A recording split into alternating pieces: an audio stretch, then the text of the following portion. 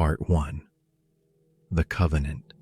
Before we descend into this labyrinth, before we follow the trail of one of history's most enigmatic objects into tunnels beneath ancient cities and across deserts that have swallowed entire civilizations, we need to establish something fundamental. This is not a fairy tale, the Ark of the Covenant. Whether you approach it from the perspective of faith, archaeology, or simple historical curiosity, existed. Multiple independent sources confirm this. Ancient texts describe it, treaties reference it, battle accounts mention it, archaeological evidence, indirect but compelling, supports its historical reality. And then it vanished. Not misplaced, not forgotten in some dusty corner, vanished. Deliberately hidden by people who understood that what they carried could reshape the world or destroy it. Think about that for a moment. Really consider what that means. Imagine you are a priest in ancient Jerusalem, the most powerful empire in the known world. Babylon is marching toward your city with siege engines and an army that has never been defeated. You know your walls will fall. You know your temple will burn. You know that everything your civilization has built over centuries will be reduced to ash and memory. But you have one job, one sacred duty that transcends even your own survival. Hide the Ark. Where do you take it? Who do you trust? How do you ensure that knowledge of its location survives, but only reaches the right hands? And how do you do all of this while fires rage through the streets and enemy soldiers hunt for the temple's greatest treasures? These are not hypothetical questions. Someone, multiple people, faced exactly these decisions in 587 BCE, and we are still searching for the answers. The desert crucible, but we are getting ahead of ourselves. To understand why the Ark matters, why its disappearance created a mystery that has echoed through 25 centuries, we need to go back, further back, to a time when the very concept of the Ark first emerged from the harsh crucible of the Sinai wilderness. The date is approximately 1440 BCE by traditional chronology, though scholars debate this intensely. Some place it 2 centuries later. Some question whether the Exodus happened as described at all. But let us follow the account as it comes down to us, because whether you interpret it as literal history, mythologized memory, or sacred narrative, the story shaped everything that followed.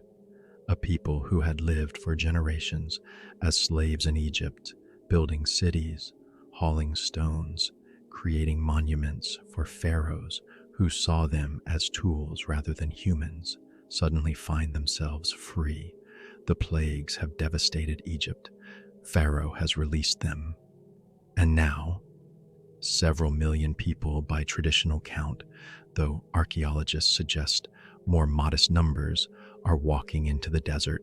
No infrastructure, no supply lines, no maps, just faith that the God who freed them will guide them to a land promised to their ancestor Abraham 6 centuries earlier.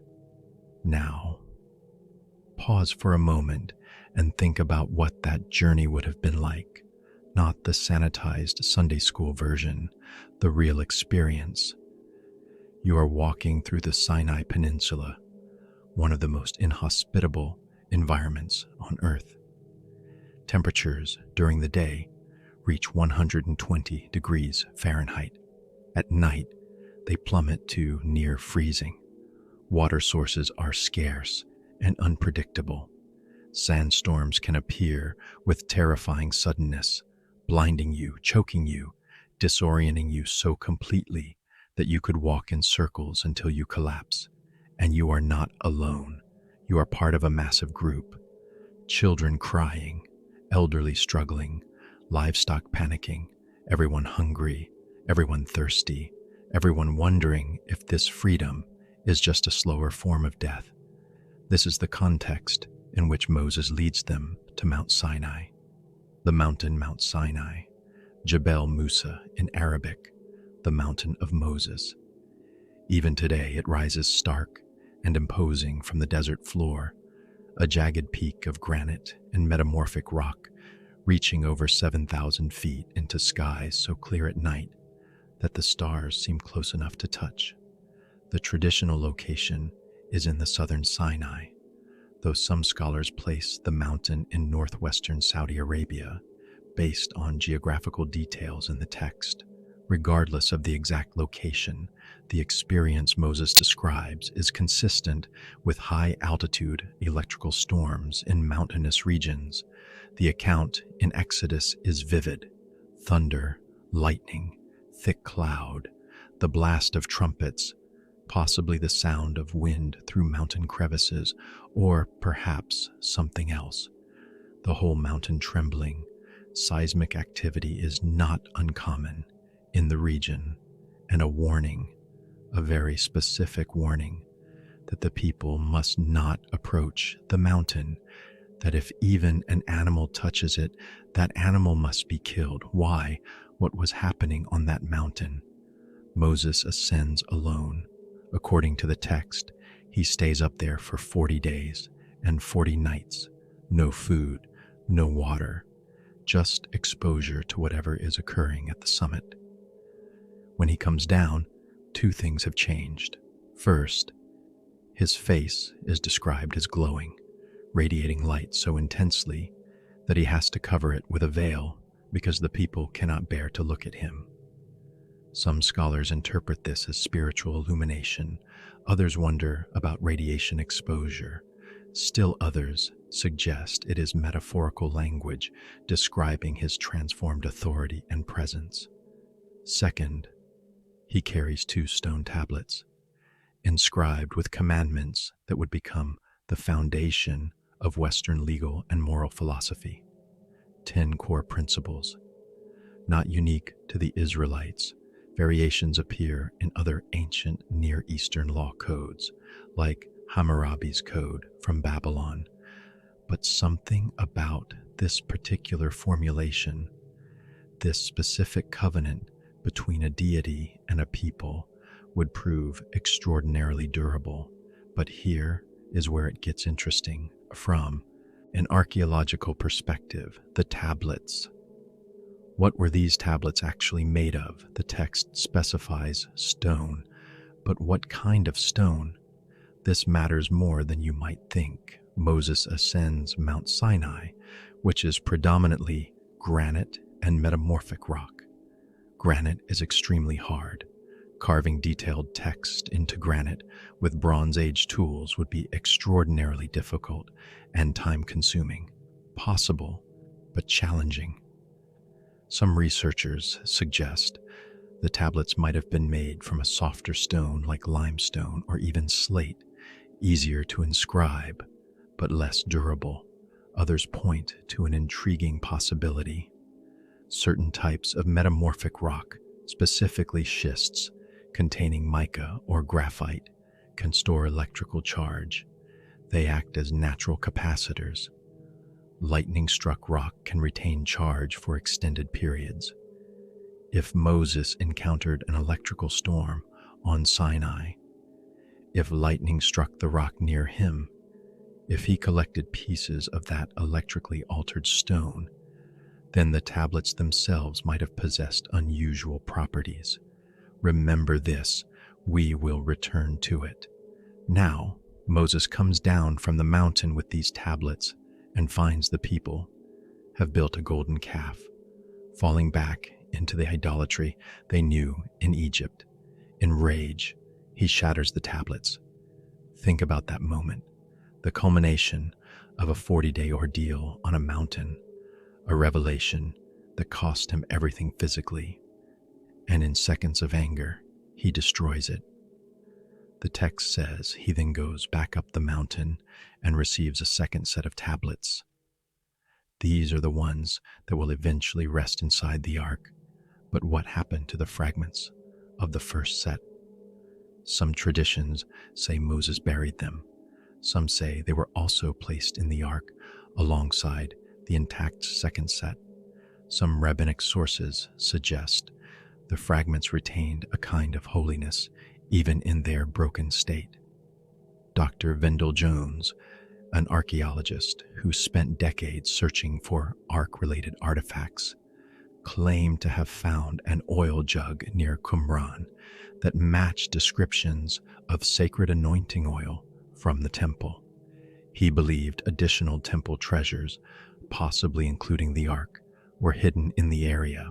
Before his death in 2010, he said he was close to a major discovery.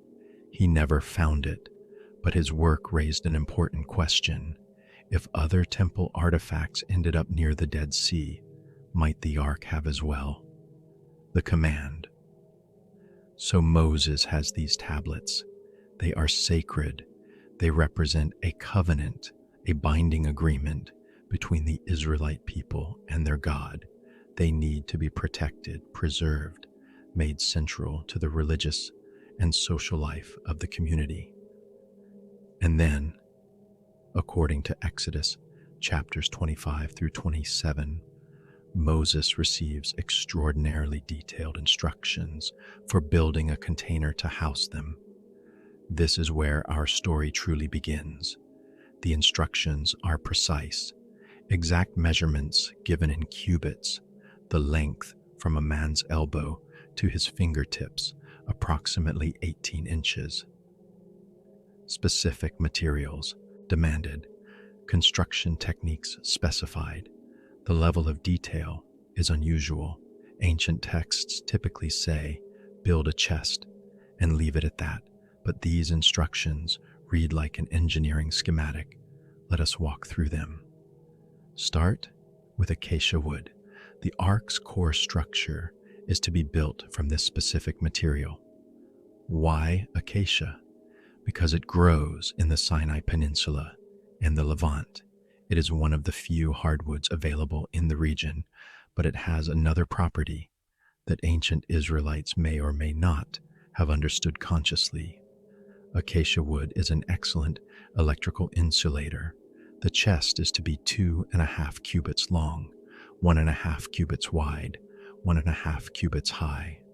In modern measurements, approximately 45 inches long, 27 inches wide, 27 inches high, large enough to hold the tablets, but small enough to be portable. The wood is to be overlaid with pure gold, inside and out, complete coverage. Gold is one of the finest electrical conductors known to humanity. It does not corrode, it does not tarnish. Its conductive properties remain stable across millennia. 4 gold rings are to be attached to the corners. Poles made of acacia wood, also overlaid with gold, slide through these rings. The poles are never to be removed. The chest is to be carried on the shoulders of priests using these poles. Never, and the text is emphatic about this, never is anyone to touch the gold surface directly. On top of the chest sits the cover, called the mercy seat or the kaparet in Hebrew. This is solid gold, and on this cover, 2 cherubim are to be crafted. Not the chubby baby angels of Renaissance art. Cherubim in ancient and Near Eastern iconography are hybrid creatures, human faces, animal bodies, wings, guardian figures. These cherubim are to be positioned facing each other, wings outstretched upward and touching at their tips, creating an empty space between them. This space is called the mercy seat, and according to the text, this is where the presence of God will dwell, where the divine voice will speak, where communication between heaven and earth will occur. The instructions are given. Now they need someone to build this thing. The craftsman, the text names the chief craftsman, Bezalel, son of Uri, son of Hur, from the tribe of Judah, and it says something fascinating about him. He is filled with the Spirit of God. Specifically, for the purpose of artistic design, understanding, knowledge, and all kinds of craftsmanship, to work in gold, silver, bronze, stone cutting, and wood carving. In other words, this is not just a carpenter. This is a master metallurgist, an engineer, someone who understands materials and their properties. Where did Bezalel learn these skills? The Israelites were slaves in Egypt for generations, slaves building monuments and cities. They would have been exposed to Egyptian engineering, Egyptian metallurgy, Egyptian understanding of materials. Egypt in the 15th century BCE was technologically sophisticated. They had been working with gold for over 1,000 years. They understood electroplating, the Baghdad battery, found in Iraq but showing Egyptian influence, suggests ancient cultures knew how to generate electrical current for gold plating. They built structures that still baffle engineers today. So Bezalel, raised in Egypt, trained in Egyptian techniques, now applies that knowledge to build something unprecedented. He gathers the materials. Acacia wood is harvested from the desert shrubs and trees around them. Gold comes from donations. The Israelites had left Egypt, carrying wealth given to them by terrified Egyptians desperate for them to leave after the plagues. Jewelry, ornaments, raw gold. The construction takes time. Precision metalwork cannot be rushed. The gold must be hammered into sheets thin enough to overlay the wood, but thick enough to be durable. The cherubim must be sculpted, the rings attached in exact positions so the poles balance the weight properly. And then it is finished. The tablets are placed inside. The mercy seat is positioned on top. And according to the text, something happens. The cloud that had been leading the Israelites through the desert, a pillar of cloud by day, fire by night, settles on the tabernacle, the tent housing the ark. The presence of God takes up residence. Now they have something physical, tangible, a focal point for the covenant relationship, and they begin to move. The journey begins. The Israelites spend 40 years wandering the Sinai Peninsula. Traditional interpretation says this is punishment for their lack of faith. Demographic interpretation suggests it is the time required for the slave generation to die off and a new generation, born in freedom, to reach maturity. Whatever the reason, they wander, and wherever they go, the ark goes with them. It is carried by the Levites, the tribe set apart for religious duties, specifically by the Kohathites, a clan within the Levites. They carry it on their shoulders using the poles, walking in the center of the camp formation. When the camp moves, the ark moves first. When they stop, the ark rests in the center, inside the tabernacle, behind a veil that separates the Holy of Holies from the outer chambers, and stories begin to accumulate around it. Stories of power, of protection, of danger. The first recorded incident occurs at a place called Taberah. The people complain about their hardships. Fire breaks out in the camp. Moses prays. The fire subsides. Was this natural? Spontaneous combustion in the desert heat? Or did something about the ark's presence create conditions for electrical discharge? We do not know, but the pattern begins. At Kibroth Hadava, quail appear in massive numbers, blown in from the sea by winds. The people gorge themselves. A plague breaks out. Many die. Coincidence? Food poisoning from eating too quickly, or something else. But the most dramatic incident comes at a place whose name is never recorded. Only the event is described. The first casualty numbers. Chapter 4 lays out strict protocols for moving the ark. When the camp is ready to move, The priests, Aaron's descendants, enter the tabernacle first. They cover the ark with a veil. Then they cover the veil with a covering of fine leather. Then they spread a blue cloth over that. Only then are the carrying poles exposed for the Kohathites to lift it. No one is to see the ark itself. No one is to touch it. The text says explicitly, if they do, they will die. This is not metaphor, not hyperbole.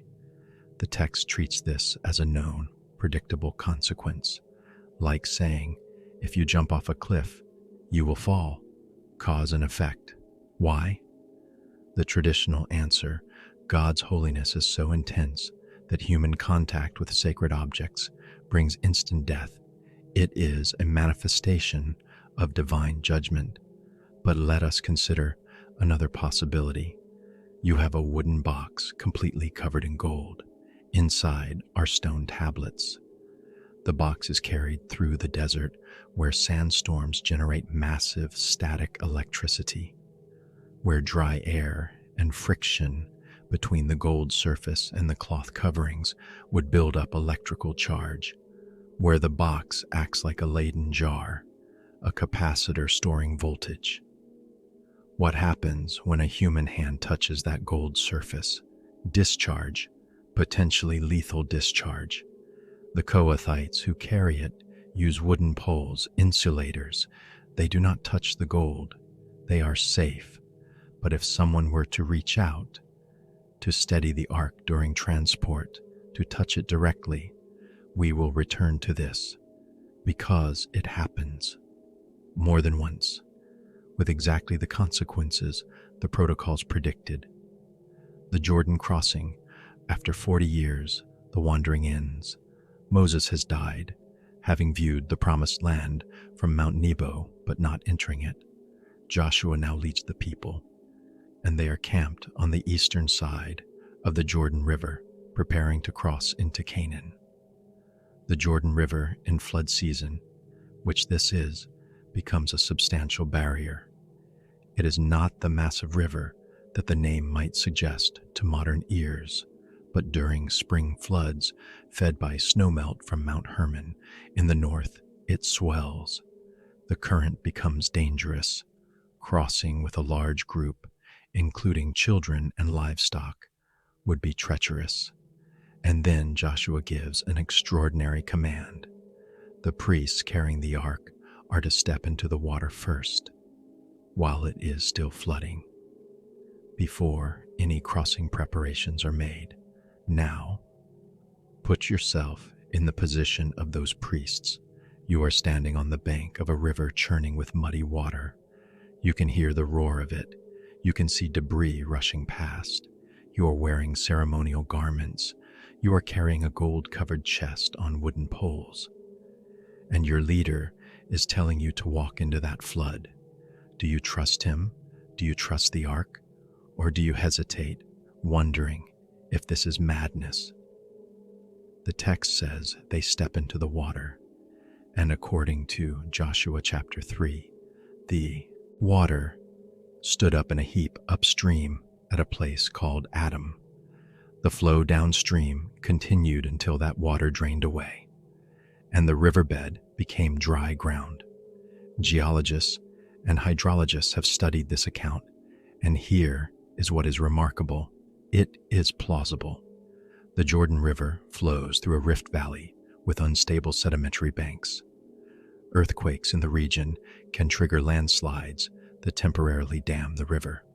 Historical records document this happening multiple times. In 1267 CE, a landslide blocked the Jordan for 10 hours.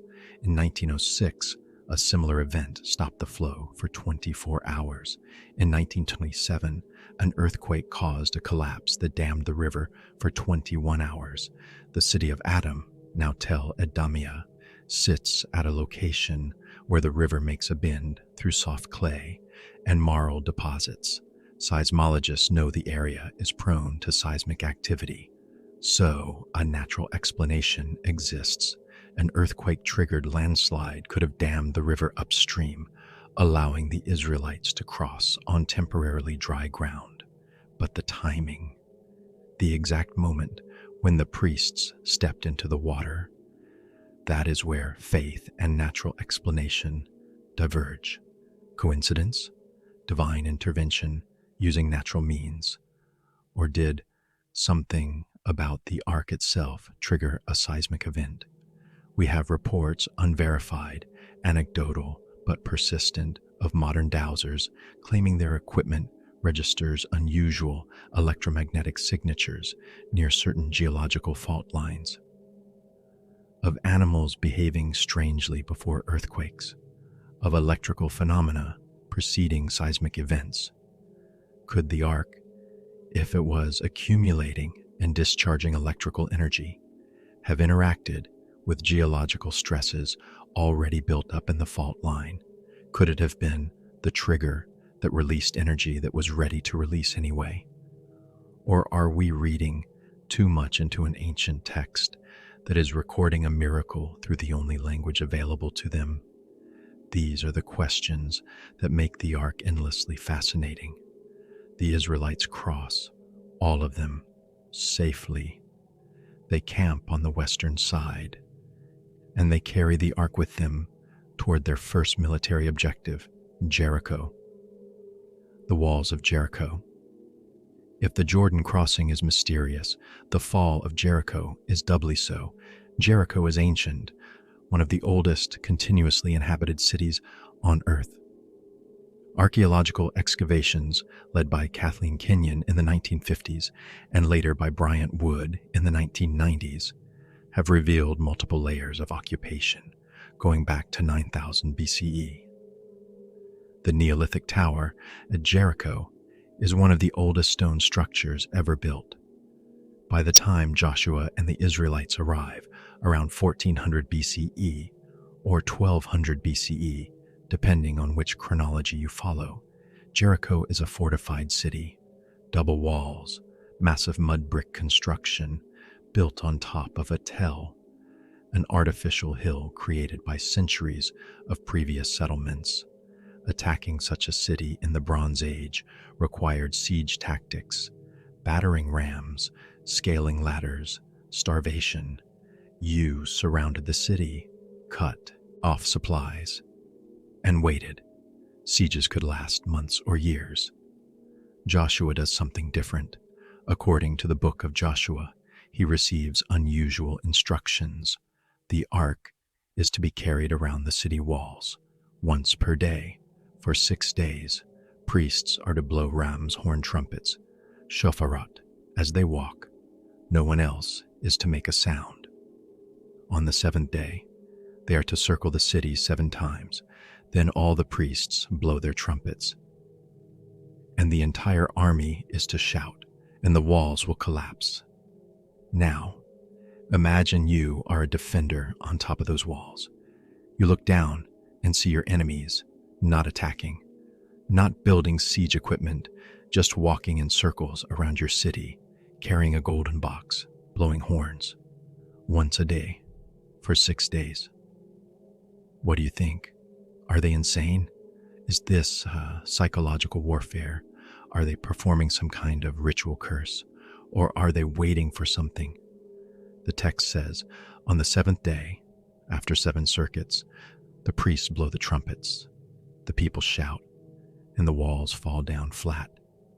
Kathleen Kenyon's excavations in the 1950s found evidence of a destruction layer from approximately 1550 BCE. The walls had indeed fallen, but not in the way walls typically fall during a siege. They had fallen outward, away from the city, as if something from inside pushed them out. Later, archaeologists, particularly Bryant Wood, re-examined the pottery and scarab evidence and argued for a later date, around 1400 BCE, which would align with the traditional dating of Joshua's conquest. But regardless of dating, the question remains, what caused the walls to fall? Earthquake is the most common natural explanation. The region is seismically active. The Jordan Rift Valley is a major fault line. earthquakes happen. If one struck at the moment the trumpet sounded and the people shouted, it would seem like divine intervention. But there is another possibility, one that has been explored by acoustic engineers and military researchers.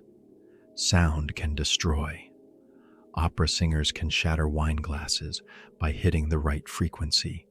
Military researchers have developed sonic weapons that can disorient, nauseate, or even kill. The walls of Jericho were mud brick, an amalgam of clay, straw, and stone held together by the physics of compression and friction. Every structure has a resonant frequency, a specific vibration that, if sustained, causes the structure to oscillate until it fails.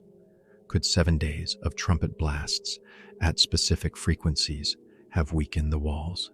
Could the final sustained blast plus the acoustic energy of thousands of people shouting have pushed the structure past its failure point? Dr. James Cahill, working on acoustic archaeology, has demonstrated that ancient structures, temples, amphitheaters, even caves, were often designed with acoustic properties in mind.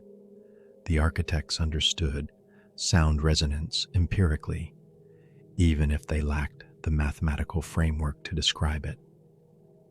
If the Israelites understood this, or if the instructions given to Joshua included precise frequencies and timing, then the fall of Jericho could be explained as ancient acoustic technology.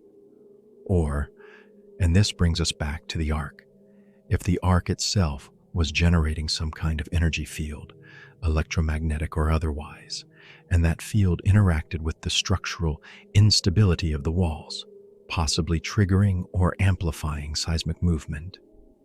We are speculating now, but these are not idle speculations. These are attempts to reconcile ancient accounts with modern understanding of physics. What we know for certain: Jericho fell, the Israelites conquered it, and the ark was there when it happened, and the people began to believe that wherever the ark went, victory followed. The ark in battle. The conquest of Canaan continues. City after city falls. The ark is carried at the head of the army, and a pattern emerges in the accounts. When the ark is present, the Israelites win. When they act without bringing the ark, they lose. This could be psychological. The ark becomes a symbol of divine presence and protection. When the soldiers see it, they fight with confidence. When it is absent, doubt creeps in. But there are accounts that suggest something more. At the Battle of Gibeon, Joshua prays for the sun to stand still. The text describes the sun stopping in the sky, giving the Israelites extended daylight to complete their victory. Some interpret this as literal, God stopping the earth's rotation. Others suggest a prolonged twilight caused by atmospheric refraction. Still others point to ancient poetic language, not meant to be understood literally, but buried in that account is a detail. Hailstones fell from the sky, killing more enemies than the Israelite swords. Large hailstones. What causes hail? Updrafts in thunderstorms, carrying water droplets into freezing upper atmosphere where they accumulate ice before falling. Thunderstorms, electrical activity. Was the ark present? The text does not say explicitly, but the pattern suggests it was. The ark remains with the Israelites as they settle the land. Generations pass. The conquest transitions to settlement. Judges rise and fall. Local leaders who rally the people during crises. And the ark moves between different locations. Shiloh becomes its primary resting place for several centuries, but then something happens that changes everything. The Israelites face a new enemy, the Philistines. The The Philistines are not Canaanites. They are sea peoples, invaders from the Aegean who arrived around 1200 BCE, roughly the same time as the Israelite settlement. They settle along the coast, 5 major cities: Gaza, Ashkelon, Ashdod, Ekron, and Gath. They have superior military technology, iron weapons. The Israelites are still using bronze. Iron is harder, holds a sharper edge, and does not bend as easily in combat. It is a decisive advantage. The Philistines dominate the coastal plains. The Israelites hold the highlands, and conflict is inevitable. Around 1050 BCE, the two forces meet at a place called Aphek. The battle goes badly for Israel. 4,000 soldiers die. The elders meet and make a decision. They will bring the Ark of the Covenant from Shiloh to the battlefield. Surely, with the Ark present, God will fight for them. Think about what this reveals. They view the Ark as a weapon, a military asset. Bring it to the battle, and victory is assured. The Ark arrives. The Israelite camp erupts in celebration, shouting so loud that the Philistines hear it and wonder what is happening. When they learn the Ark has arrived, they panic. They know the stories. They know what happened to the Egyptians. They know what happened at Jericho. But then, something interesting. A Philistine leader rallies them. He essentially says, yes, their God is powerful, but we have beaten them before. We are warriors. Fight hard, or we will become their slaves just as they were slaves to Egypt. The battle resumes. The Philistines win decisively. 30,000 Israelite soldiers die. The survivors flee, and the Philistines capture the Ark. This is catastrophic, not just militarily, theologically, psychologically. The symbol of God's presence, taken by pagans, hauled away to a foreign temple. What does this mean? Has God abandoned Israel? Has the covenant failed? The crisis is existential. But then, in the Philistine cities, something strange begins to happen. The Philistine plague. The Philistines take the Ark to Ashdod. They place it in the temple of Dagon, their chief deity, depicted as a man with a fish tail. They are celebrating. They have captured the enemy's god. The next morning, the statue of Dagon has fallen over, face down before the Ark. The priests set it back up. Perhaps it was not secured properly. The following morning, Dagon has fallen again, but this time his head and hands have broken off. Only the fish body remains. And then the plague begins. The people of Ashdod break out in tumors. The Hebrew word used, tikarim, is often translated as hemorrhoids, but some scholars suggest it refers to buboes, the swollen lymph nodes characteristic of bubonic plague. Others suggest radiation burns or some kind of systemic illness. Panic spreads. The people of Ashdod demand the Ark be moved, so the Philistines take it to Gath. The same plague breaks out there. They move it to Ekron. Same result. For 7 months, the Ark moves between Philistine cities, and wherever it goes, people sicken and die. Finally, the Philistine leaders convene. They consult their priests and diviners.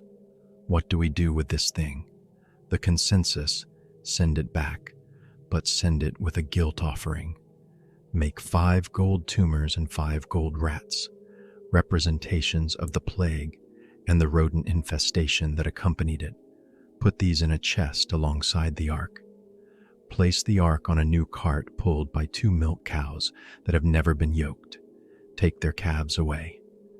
If the cows pull the cart toward Israelite territory, toward Beth Shemesh, then their God caused the plague. If the cows turn toward their calves, it was coincidence. Milk cows always follow their young. Separating a cow from her calf causes distress. The cow will call for the calf and attempt to return to it. Using cows that have never been yoked means they do not know how to pull a cart together. This test is designed to fail. The cows head straight toward Beth Shemesh, lowing all the way, calling for their calves, but walking away from them, up the road toward Israelite territory. The text presents this as a clear sign of divine involvement. Modern readers might wonder what caused the cows to override their maternal instinct. Fear, some stimulus from the ark itself, or divine guidance. The ark reaches Beth Shemesh. The Israelites are harvesting wheat. They look up and see their sacred object returning. Joy erupts. They break the cart, use the wood for fire, and sacrifice the cows as burnt offerings. But then someone makes a mistake. Curiosity overcomes reverence. Some of the men of Beth Shemesh look inside the ark, and 70 men die. The text is explicit. They looked inside. They died. Cause and effect. What killed them? If we return to the electrical hypothesis, opening the ark would expose the interior.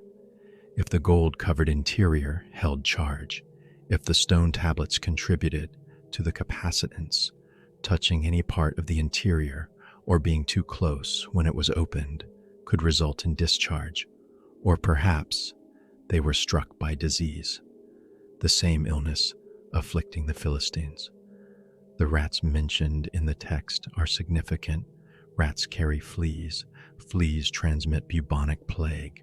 If the ark had been in plague-infested cities for 7 months, it could be contaminated. Opening it, disturbing the interior, could release plague-bearing fleas or bacteria, or the traditional answer, divine judgment for irreverence. Whatever the cause, the men of Beth Shemesh want nothing more to do with the ark. They send word to Kiriath Jearim, "Come take this away." The ark is moved to the house of a man named Abinadab. His son Eleazar is consecrated to guard it, and there it sits for 20 years. 20 years in a private home, while Israel struggles without centralized leadership, without a king, without the unifying symbol that the ark represents. But change is coming. A prophet named Samuel is rising. The people are demanding a king, and soon the ark will be moving again toward Jerusalem, toward Solomon's temple, toward 4 centuries of relative stability before the mystery that consumes us begins. End of Part 1, Part 2, The Temple and the Technology, the Shepherd King, 20 years. For 2 decades, the most sacred object in Israelite religion sits in a private home in an obscure village. The ark, which had parted rivers, toppled walls, struck down those who treated it carelessly, now rests in relative obscurity while the nation fractures around it. The people want a king. They look at surrounding nations, Egypt with its pharaohs, the Canaanite states with their hereditary rulers, the Philistines with their lords, and they want what everyone else has: centralized authority, military organization, someone to rally behind. Samuel, the prophet and judge, warns them. He tells them a king will take their sons for his army, their daughters for his household, their best fields for his supporters. He will tax them. He will conscript them. They will become subjects instead of a free people under God. They do not care. Give us a king like all the nations have. So Samuel anoints Saul, a man from the tribe of Benjamin, tall, impressive in appearance, initially reluctant but eventually embracing the role, and for a time it works. Saul unites the tribes. He defeats the Ammonites. He pushes back against the Philistines, but Saul is unstable. The text describes him as tormented by an evil spirit. Modern readers might recognize symptoms of what we would call depression, paranoia, or bipolar disorder. Ancient readers saw demonic influence. Either way, the result is the same: erratic behavior, poor decisions, a growing rift between Saul and Samuel, the prophet who anointed him. Samuel begins looking for Saul's replacement, and he finds him in Bethlehem, a shepherd boy, the youngest son of a man named Jesse, a boy with ruddy skin and a talent for music. David. Now pause here, because the choice is significant. David is not the oldest son, not the strongest, not the most obvious choice for kingship. In ancient Near Eastern culture, primogeniture, the firstborn inherits, is standard, but throughout Israelite history, God repeatedly chooses the younger brother: Isaac over Ishmael, Jacob over Esau, Joseph over his older brothers, and now David over his 7 older siblings. Why? The theological answer: God sees the heart, not outward appearance. The practical answer: younger sons are hungrier, less secure in their position, more willing to take risks and prove themselves. Samuel anoints David in secret, and then nothing happens. David does not become king immediately. He goes back to tending sheep until the Philistines arrive again. Goliath. You know this story. Everyone knows this story. The details have entered cultural consciousness so deeply that we use the name Goliath as shorthand for any overwhelming opponent. But let us look at what the text actually says, because the details are fascinating. The Philistines and Israelites are arrayed for battle. In the valley of Elah, the valley still exists. You can visit it today in central Israel. It is a natural battlefield, 2 ridges with a valley between, a stream running through the middle. Both armies hold the high ground on their respective sides. Neither side wants to attack uphill. So they are at a standoff, and then the Philistines send out their champion, Goliath, from Gath. The text gives his height as 6 cubits and a span, using the standard 18-inch cubit, that is 9 feet 9 inches. Some early Greek manuscripts say 4 cubits and a span, 6 feet 9 inches. Still exceptionally tall, but not superhuman. Archaeological evidence suggests ancient peoples were generally shorter than modern populations due to nutrition, but genetic outliers existed. Gigantism, caused by pituitary gland disorders, produces individuals of extraordinary height, even today.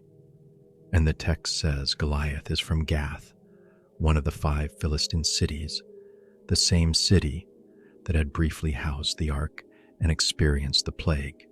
Is there a connection? Possibly not, but it is interesting. Goliath is wearing bronze armor, scale armor, overlapping plates. The text says the armor weighs 5,000 shekels, approximately 125 pounds. His spear is massive. The iron point alone weighs 600 shekels, 15 pounds. This is a mobile siege engine, a man designed for overwhelming force, and he issues a challenge. Single combat, 1 Philistine champion versus 1 Israelite champion. Winner takes all. The losing side becomes servants to the winning side. This was a recognized form of warfare in the ancient world. It saved resources, avoided massive casualties. And if you had an overwhelming champion like Goliath, it was a smart strategy. For 40 days, twice per day, Goliath walks into the valley and issues his challenge. The Israelite army, including King Saul, who is described as head and shoulders taller than anyone else in Israel, refuses. They are terrified. Then David arrives. He has come to bring food to his brothers who are in Saul's army. He hears Goliath's challenge. He asks, what reward is offered to whoever defeats the giant? His brothers mock him. Who is this shepherd boy? asking about battles. But David persists. Word reaches Saul.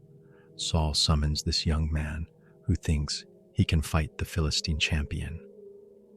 David makes an interesting argument. He tells Saul that while tending sheep, he has killed both lions and bears that attacked the flock. This Philistine is no different. The Lord who delivered him from wild animals will deliver him from this enemy. Think about that comparison.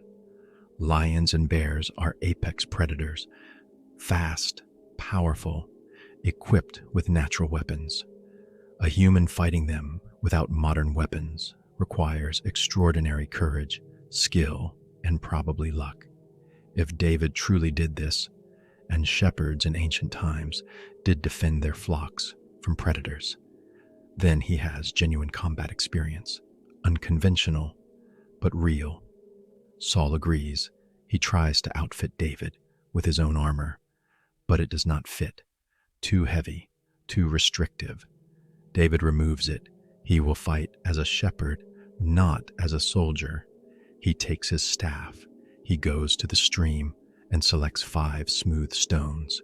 He puts them in his shepherd's bag. He takes his sling. A sling is not a child's toy. In the ancient world, slingers were specialized military units.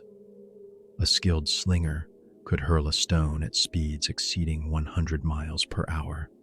The impact force of a stone projectile at that speed rivals a modern handgun. Archaeological excavations of ancient battlefields have found thousands of slingstone, deliberately shaped, aerodynamically designed, sometimes inscribed with curses or blessings. David approaches Goliath. The giant looks down at this boy with a stick and laughs. He curses him. He promises to feed his flesh to the birds and beasts. David responds with equal confidence. You come with sword and spear and javelin. I come in the name of the Lord of hosts. This day the Lord will deliver you into my hand. Goliath advances. David runs toward him. He reaches into his bag, takes a stone, loads his sling, and releases. The stone strikes Goliath in the forehead. The giant collapses. David runs forward, takes Goliath's own sword, and cuts off his head. The Philistines flee. The Israelites pursue. Victory. But something changes in that moment. The people begin singing songs about David. Saul has killed his thousands, and David his tens of thousands. Saul hears these songs, and jealousy takes root, a jealousy that will turn into homicidal paranoia and drive David into exile for years. But eventually, Saul dies, fighting the Philistines on Mount Gilboa, wounded, surrounded. He falls on his own sword rather than be captured. His sons die with him, and David becomes king, bringing the ark home. David is crowned king in Hebron, his tribal capital, but he has ambitions. He wants to unite the tribes under a central location. He wants a city that belongs to no single tribe, neutral ground where all Israel can gather. He chooses Jerusalem. Jerusalem at this time, around 1000 BCE, is a Jebusite stronghold perched on a ridge between the Kidron Valley and the Tirapoian Valley, naturally defensible, with access to the Gihon spring for water. The Jebusites mock David's siege. They say even the blind and lame could defend these walls. David captures it anyway. The text suggests he uses the water system, Warren's Shaft, the same tunnel system that will become important later in our story. His men infiltrate through the tunnels and open the gates from inside. Jerusalem becomes the city of David, the capital. But David knows that political capital is not enough. He needs religious legitimacy. He needs the ark. Remember, the ark has been sitting in Kiriath Jearim for decades now. Abinadab's son Eleazar is still watching over it, but it is isolated, not central to national life. David decides to bring it to Jerusalem. This is where things get interesting and dangerous. David organizes a procession, 30,000 chosen men, a new cart built to transport the ark, music, celebration, David himself dancing before the ark with all his might. The procession begins. The mood is festive. This is the return of the glory of Israel to its rightful place at the center of the nation. Then disaster. They reach a place called the threshing floor of Nakon. The oxen stumble, the cart lurches. A man named Uzzah, one of Abinadab's sons, someone who has lived with the ark for years, reaches out instinctively to steady it. He touches the ark. He dies instantly, right there. The celebration stops. The music falls silent. Everyone stares at the body. David is angry, then afraid. How can he bring the ark to Jerusalem if this is what happens? Now stop. Really think about this moment. This is not some random person. Uzzah grew up with the ark. He has been around it his entire adult life. He knows the protocols. He knows the danger. But in that split second when the cart tips, instinct overrides knowledge. He reaches out, and he dies. Why? Let us examine the possibilities. The traditional interpretation, God strikes him down for irreverence. The ark is holy. Touching it, even with good intentions, violates the divine sanctity. The punishment is immediate death. But consider the alternative. The ark is being transported on a cart, already a violation of the specified carrying method. It should be carried on poles by the Levites. Instead, it is on a wooden cart pulled by oxen. Why? Probably because the Philistines sent it back that way, and that method became normalized, or because using a cart seems easier, more efficient. But carts are unstable. They travel over rough ground. The ark is moving, bouncing, shifting. If it is accumulating electrical charge from friction, from movement, from the environmental conditions, then that charge is building throughout the journey. The oxen stumble, the cart lurches, the ark shifts violently. In that moment of instability, Uzzah reaches out. His hand contacts the gold surface. Discharge, potentially thousands of volts. Across his heart, instant cardiac arrest. Or another possibility that physician archaeologists have suggested: radiation.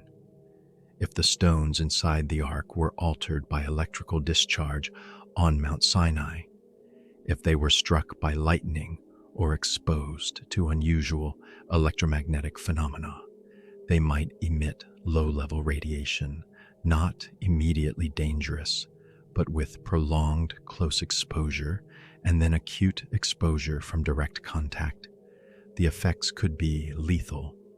Ancient peoples would have no framework for understanding radiation, no instruments to detect it, no concept of invisible particles causing cellular damage. They would only see the cause and effect. Touch the ark. Die. David is terrified. He refuses to continue.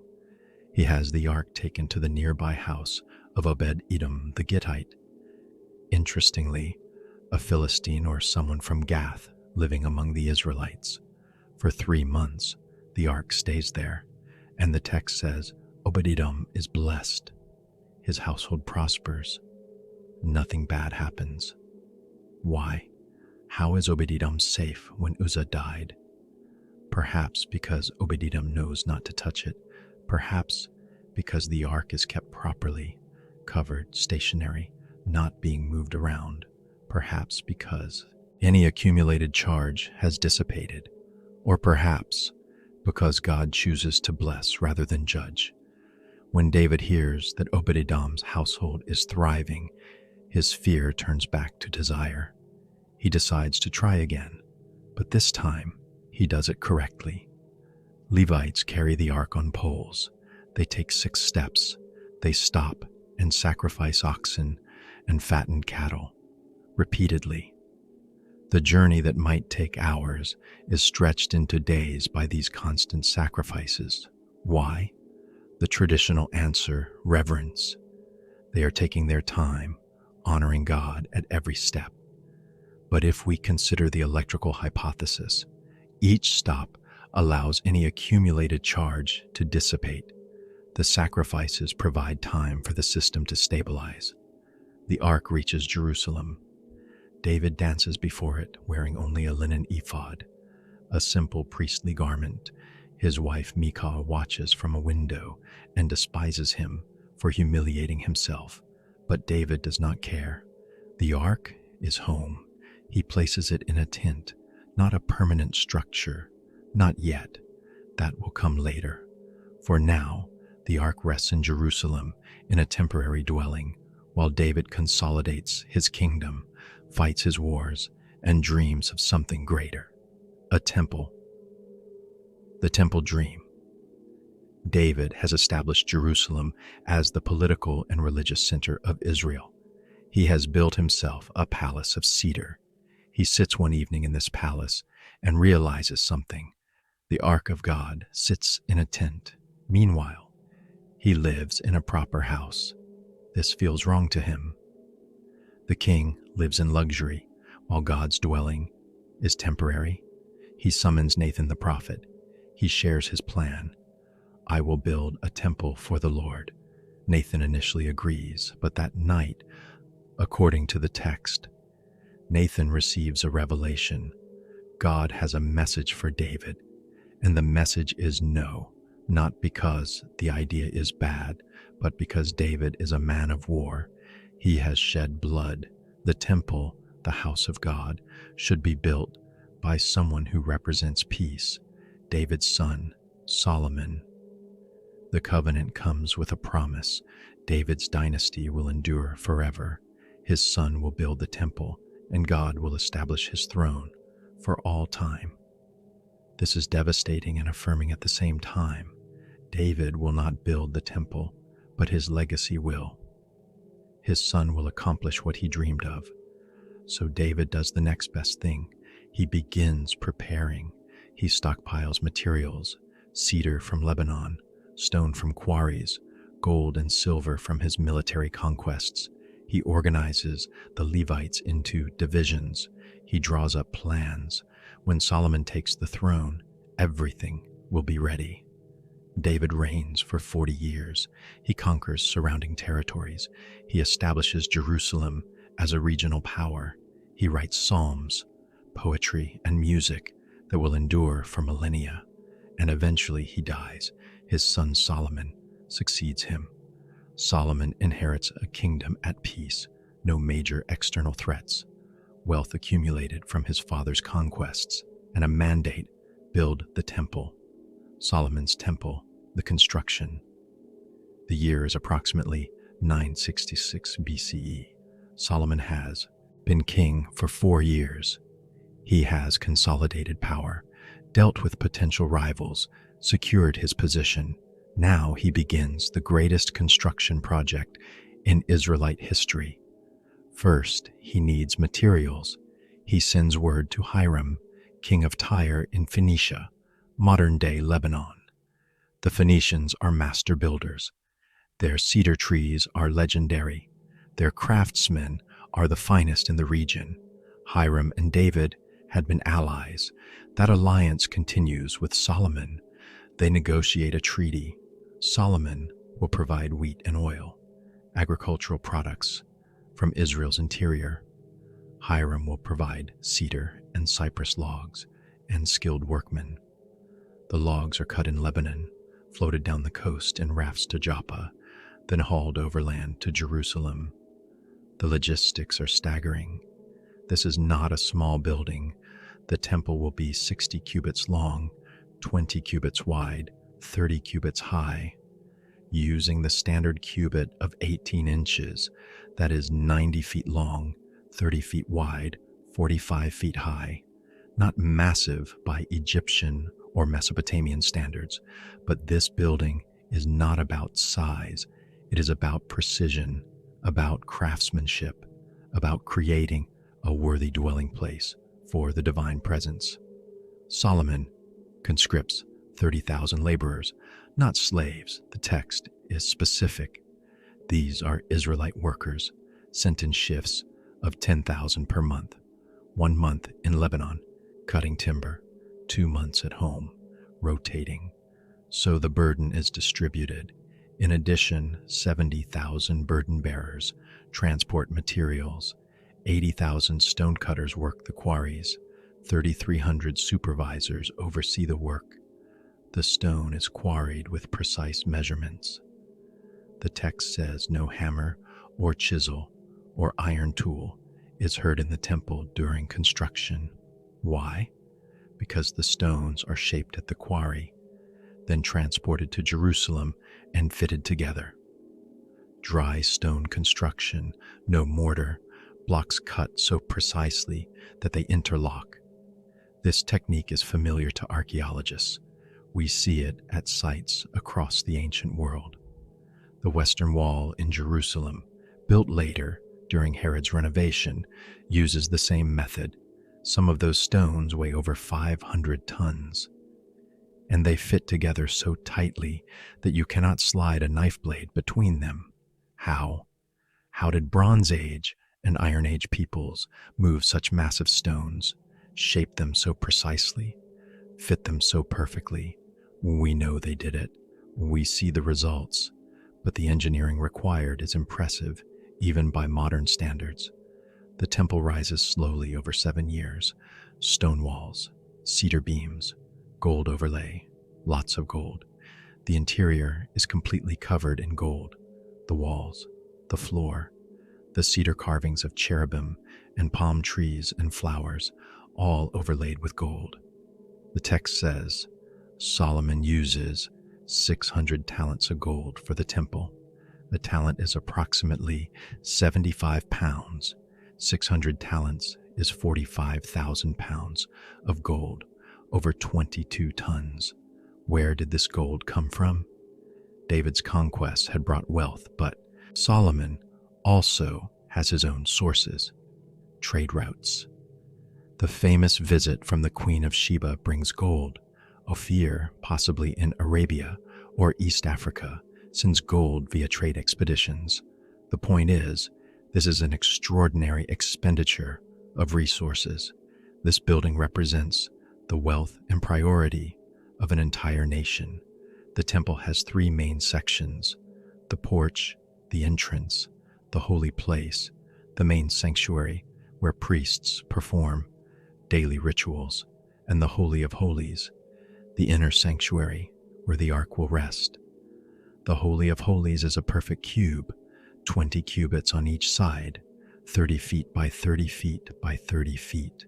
No windows, no natural light, access through a single door covered by a veil.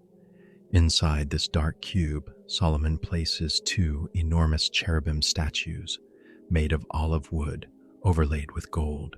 Each statue is 10 cubits high, 15 feet tall. Their wings span 10 cubits, 15 feet. The wings of the 2 cherubim touch in the center of the room, creating a 30-foot wingspan, and beneath this canopy of wings, the ark will sit. Think about the symbolism. Think about the acoustics. A perfect cube, walls covered in gold, 2 massive statues, and in the center, the ark. This is an engineered space. Whether that engineering was intentional or intuitive, we do not know. But acoustical engineers who have studied the specifications point out that a gold-lined cube creates extraordinary resonance properties. Sound waves bounce off the walls in predictable patterns. Standing waves form. Certain frequencies amplify, others cancel out.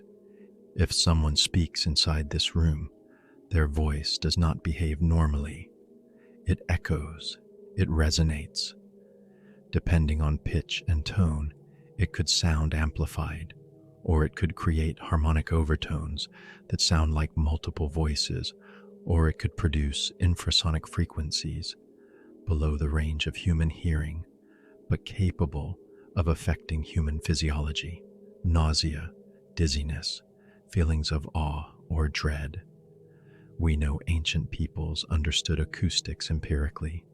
Greek amphitheaters have perfect natural amplification. You can whisper on stage and be heard in the back row. No electronics, just physics. Did Solomon's architects understand they were building an acoustic resonance chamber, or did they build according to divine specification without understanding why? Both can be true. The dedication. 7 years of construction. The temple is complete. Now comes the dedication ceremony. This is one of the most important moments in Israelite history. The transition from portable tabernacle to permanent temple, from wandering people to established nation, from tent to stone. Solomon summons the elders, the priests, representatives of all the tribes. The timing is significant. The Feast of Tabernacles, the Autumn Harvest Festival. Jerusalem swells with pilgrims. Hundreds of thousands gathered. The ark is carried from David's tent to the temple. The priests use the poles. As specified, they process through the streets of Jerusalem, music, singing, sacrifices along the way. They enter the temple. They pass through the porch, through the holy place. They approach the Holy of Holies. The veil is pulled aside. They carry the ark into the dark cubic chamber. They place it beneath the wings of the cherubim. The poles are left in place, extending slightly so their ends can be seen from the holy place, but not from outside, a subtle reminder that the ark, even in permanent residence, could be moved if necessary. And then something happens. The text in 1 Kings chapter 8 describes it. When the priests withdraw from the Holy of Holies, a cloud fills the temple, so thick that the priests cannot continue their service. They have to stop. They have to leave. Solomon addresses the crowd. He explains, "The Lord has said he would dwell in thick darkness. I have built you a magnificent temple, a place for you to dwell forever." That phrase, thick darkness, what does it mean? Theologically, it represents the mystery of God, the unknowable nature of the divine, the appropriate response to the holy, awe, reverence, and acknowledgement that there are boundaries we cannot cross. But physically, what was that cloud? Smoke from the sacrifices accumulating in an enclosed space, atmospheric phenomena, fog or mist somehow entering the building, or something emanating from the ark itself. If the ark generates electromagnetic fields, if it affects ions in the air, then it could potentially cause visible atmospheric effects. Cloud formation, ionized air appears as mist or fog. We see this in high-voltage laboratories. Visible corona discharge around charged objects. The priests cannot enter. They are overwhelmed, whether by smoke, by supernatural presence, or by physical effects of whatever energy the ark produces. They cannot continue. Solomon then delivers one of the great prayers in biblical literature. He acknowledges that God cannot truly be contained in a building. The heavens, even the highest heavens, cannot contain the divine presence. How much least this temple? But he asks, "Let this be the place where you hear prayers." When people pray toward this place, hear from heaven and forgive. When foreigners hear of your name and come to this house, hear their prayers too. Make this place a focal point for relationship between heaven and earth. The dedication continues for 14 days, feasting, sacrificing. The text says, Solomon sacrifices 22,000 cattle and 120,000 sheep and goats. Hyperbole? Possibly. Or possibly a literal count of the animals provided for feeding hundreds of thousands of pilgrims over 2 weeks. In ancient Near Eastern royal inscriptions, precise enumeration of sacrifices is standard practice. The numbers might be accurate. Finally, the celebrations end. The people return to their homes. The temple stands. The ark rests in the Holy of Holies. And the high priest has a new protocol. Once per year, on Yom Kippur, the Day of Atonement, the high priest will enter that dark chamber. He will bring incense. He will sprinkle blood on the mercy seat. He will atone for the sins of the nation only once per year, only one man. And even he takes precautions.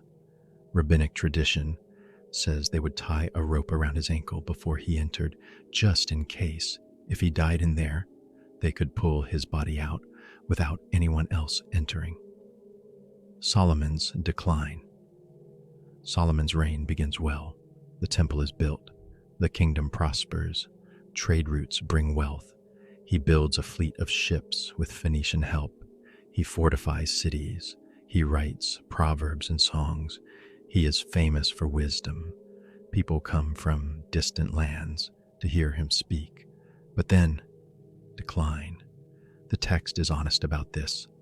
Solomon loves foreign women, the daughter of Pharaoh, Moabite women, Ammonite, Edomite, Sidonian, Hittite, 700 wives of royal birth, 300 concubines.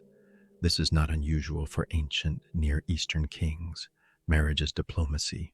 Alliances are sealed with royal marriages. Solomon's marriage to Pharaoh's daughter is a treaty between Egypt and Israel. The other marriages secure borders, open trade routes, prevent wars. But there is a cost. These women bring their gods with them. And Solomon, perhaps out of political necessity, perhaps out of genuine syncretism, builds high places for these foreign deities. He allows worship of Chemosh and Moloch. He permits practices that the Torah explicitly forbids. The kingdom begins to fracture. Solomon taxes heavily to maintain his building projects. He conscripts labor for construction. The northern tribes especially feel the burden. Resentment builds. When Solomon dies around 931 BCE, his son Rehoboam takes the throne. The northern tribes come to him with a petition. Your father made our yoke heavy. Lighten it, and we will serve you. Rehoboam consults his advisors. The elders who served his father say, if you serve these people, they will serve you forever. Be a servant leader. But Rehoboam consults his peers, young men his own age. They say, show strength. Tell them, my little finger is thicker than my father's waist. My father whipped you with whips. I will whip you with scorpions. Rehoboam follows this advice. The northern tribes rebel. They crown their own king, Jeroboam. The united monarchy splits. Israel in the north, Judah in the south. And the ark remains in Jerusalem, in Solomon's temple, in the southern kingdom of Judah. For nearly 4 centuries, it stays there. Kings come and go, some righteous, most corrupt. The northern kingdom falls to Assyria in 722 BCE. 10 tribes scattered and absorbed, gone from history. Judah survives longer, but threats gather. Egypt to the south, Assyria to the north and east. And then, rising from Mesopotamia, a new power, the Babylonians. The Babylonian threat. Babylon, in the 7th century BCE, is rebuilding its strength. For centuries, it had been dominated by Assyria, but Assyria is overextended. Too many enemies. Internal instability. And in 612 BCE, Babylon allies with the Medes and destroys the Assyrian capital of Nineveh. Suddenly, Babylon is the dominant power in the ancient Near East, under King Nabopolassar and then his son Nebuchadnezzar II. The Neo-Babylonian Empire expands rapidly. Nebuchadnezzar is a military genius. He modernizes the army. He develops sophisticated siege technology. He builds Babylon into one of the wonders of the ancient world. The Hanging Gardens, the Ishtar Gate, the massive city walls. And he looks toward the Levant, toward the trade routes, toward the buffer states between Babylon and Egypt, toward Judah. In Jerusalem, King Josiah has attempted religious reform. He has purged the idols. He has centralized worship at the temple. He has rediscovered a scroll of the Torah and instituted covenant renewal. For a moment, it seems like Judah might reclaim its spiritual center, but Josiah dies in battle. His sons and successors are weak, corrupt. They vacillate between allying with Egypt and submitting to Babylon.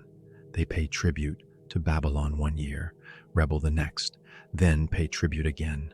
Nebuchadnezzar is patient at first. He accepts tribute, but rebellion is costly. It requires military response. It sets precedents. If Judah rebels and succeeds, other vassal states will rebel too. So, in 605 BCE, Nebuchadnezzar marches against Jerusalem for the first time. He besieges the city. King Jehoiakim surrenders.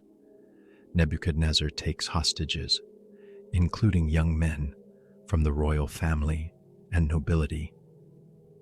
One of them is Daniel, who will become famous in Babylon for interpreting dreams. Nebuchadnezzar also takes temple treasures, not the ark, not the core sacred objects, but vessels, gold and silver implements. He hauls them back to Babylon as tribute. Jehoiakim remains king, but as a Babylonian vassal. For 3 years, he pays tribute. Then he rebels. Nebuchadnezzar returns. This time, Jehoiakim dies during the siege, either killed in battle or assassinated by his own people trying to appease Babylon. His son, Jehoiachin, takes the throne. He rules for 3 months. Then he surrenders. Nebuchadnezzar is less patient now. He takes Jehoiachin to Babylon as a prisoner. He takes more treasures from the temple. He takes 10,000 captives, craftsmen, soldiers, anyone who might be valuable or dangerous. He leaves only the poorest people behind. He installs a puppet king, Zedekiah, Jehoiachin's uncle, and he expects obedience. For 9 years, Zedekiah obeys. He pays tribute. He sends resources to Babylon, but then Egypt offers support. Pharaoh Hophra promises military aid if Judah rebels, and Zedekiah makes a fatal calculation. He rebels. The final siege, 589 BCE, Nebuchadnezzar marches on Jerusalem again. This time, there will be no negotiations, no partial surrender. This time, the goal is total conquest. The Babylonian army surrounds Jerusalem. They build siege walls, earthen ramps, that allow them to position siege equipment at the same level as the city walls. They bring battering rams, catapults, archers position on the ramps, and rain arrows down on the defenders. Inside the city, panic begins to set in. Zedekiah sends word to Egypt, "Where is the promised help?" Pharaoh Hophra marches out with an army. The Babylonians lift the siege temporarily to deal with this Egyptian threat. Hope flares in Jerusalem, but it is brief. Nebuchadnezzar defeats the Egyptians. They retreat. The siege resumes, and this time there will be no relief. The prophet Jeremiah walks the streets of Jerusalem during this siege. He has been warning for years that rebellion is futile, that Babylon is God's instrument of judgment, that the only path to survival is surrender. The leadership accuses him of treason. They throw him into a cistern, a muddy pit where he sinks into the mire. He is pulled out. He continues prophesying, "Submit to Babylon and live. Resist and die." No one listens. 18 months. The siege lasts 18 months. Food supplies run out. Famine sets in. The text describes people eating their own children, not metaphor, not hyperbole. Archaeological evidence from other ancient sieges confirms this horror. When people are starving, when siege conditions create desperation beyond endurance, the unthinkable happens. The walls hold. The Babylonians cannot breach them by force alone, so they wait. Starvation will do what battering rams cannot. And then, in the 11th year of Zedekiah's reign, on the 9th day of the 4th month, the walls are breached. Babylonian soldiers pour through. The city falls. Zedekiah tries to escape through a secret passage in the night. He is captured near Jericho. Nebuchadnezzar has him brought to Riblah in Syria for judgment. Zedekiah's sons are executed before his eyes. Then his eyes are gouged out. The last thing Zedekiah sees is his children dying. Then he sees nothing. He is bound in chains and taken to Babylon, where he will die in prison. In Jerusalem, the Babylonians systematically destroy the city. They burn the temple, they tear down the walls, they loot everything of value. The bronze pillars of the temple, Jachin and Boaz, are broken into pieces and hauled to Babylon. The bronze sea, the massive ceremonial basin, is broken up. Gold vessels, silver vessels, everything is cataloged and taken. Except one thing. The ark is not mentioned in any list, not in the Babylonian records, not in the biblical account of the plunder, not anywhere. It has vanished. Part 2, continued, the mystery of disappearance. And this brings us to the central question that has obsessed scholars, archaeologists, and treasure hunters for over 2,000 years. What happened to the ark? Let us think about this methodically. When did it disappear? We have several possibilities. Possibility 1, it was destroyed. The Babylonians burned the temple. Everything inside was consumed by fire. Gold would melt, wood would burn. The ark was destroyed and the molten gold was collected and repurposed. This is the simplest explanation. It is the explanation many mainstream archaeologists accept, but there are problems with this theory. Gold does not disappear. Even if the ark burned, the gold plating would leave residue. Acacia wood would leave ash. And if the Babylonians found melted gold in the ruins, they would have collected it as plunder. It would appear in their records. They recorded everything else. Why not the ark? Possibility 2, the Babylonians took it, but did not recognize what it was. They listed it among other temple furnishings under a generic description. It ended up in a Babylonian treasury or temple, unrecognized, eventually lost or destroyed in later conflicts. This is possible. The Babylonians would have seen a gold-covered chest, valuable, certainly, but they might not have understood its significance. In the catalog of plunder, it could be listed as one gold chest among hundreds of other items. But again, the ark was not just any chest. It was the central object of Israelite worship. The high priest entered the Holy of Holies once per year, specifically to approach it. Every Israelite knew about the ark. And among the captives taken to Babylon were priests, royal officials, people who understood exactly what the ark was. If the Babylonians had it, someone would have mentioned it. The propaganda value alone, "We have captured your God," would be immense. Possibility 3, it was hidden before the Babylonians arrived. This is where the investigation becomes fascinating, because if the ark was hidden, then it still exists, somewhere, waiting. Think about the timeline. The siege lasted 18 months. That is a long time. Plenty of time for those inside Jerusalem, particularly the priests who served in the temple, to realize that defeat was inevitable. to make preparations. The high priest during this period was Sariah. We know his name from the 2 Kings chapter 25. When the city fell, Nebuchadnezzar had Sariah executed, along with other temple officials. These men knew the end was coming. They had months to prepare. What would you do if you were Sariah? You are the guardian of the most sacred object in your religion. Enemy armies surround the city. You know they will breach the walls eventually. You know they will loot the temple. You know they will take everything. Do you leave the ark sitting in the Holy of Holies, waiting to be captured, or do you hide it? You hide it. Of course you hide it.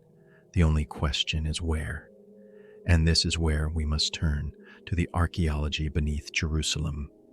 Beneath the Temple Mount, modern Jerusalem sits atop layers of ancient cities.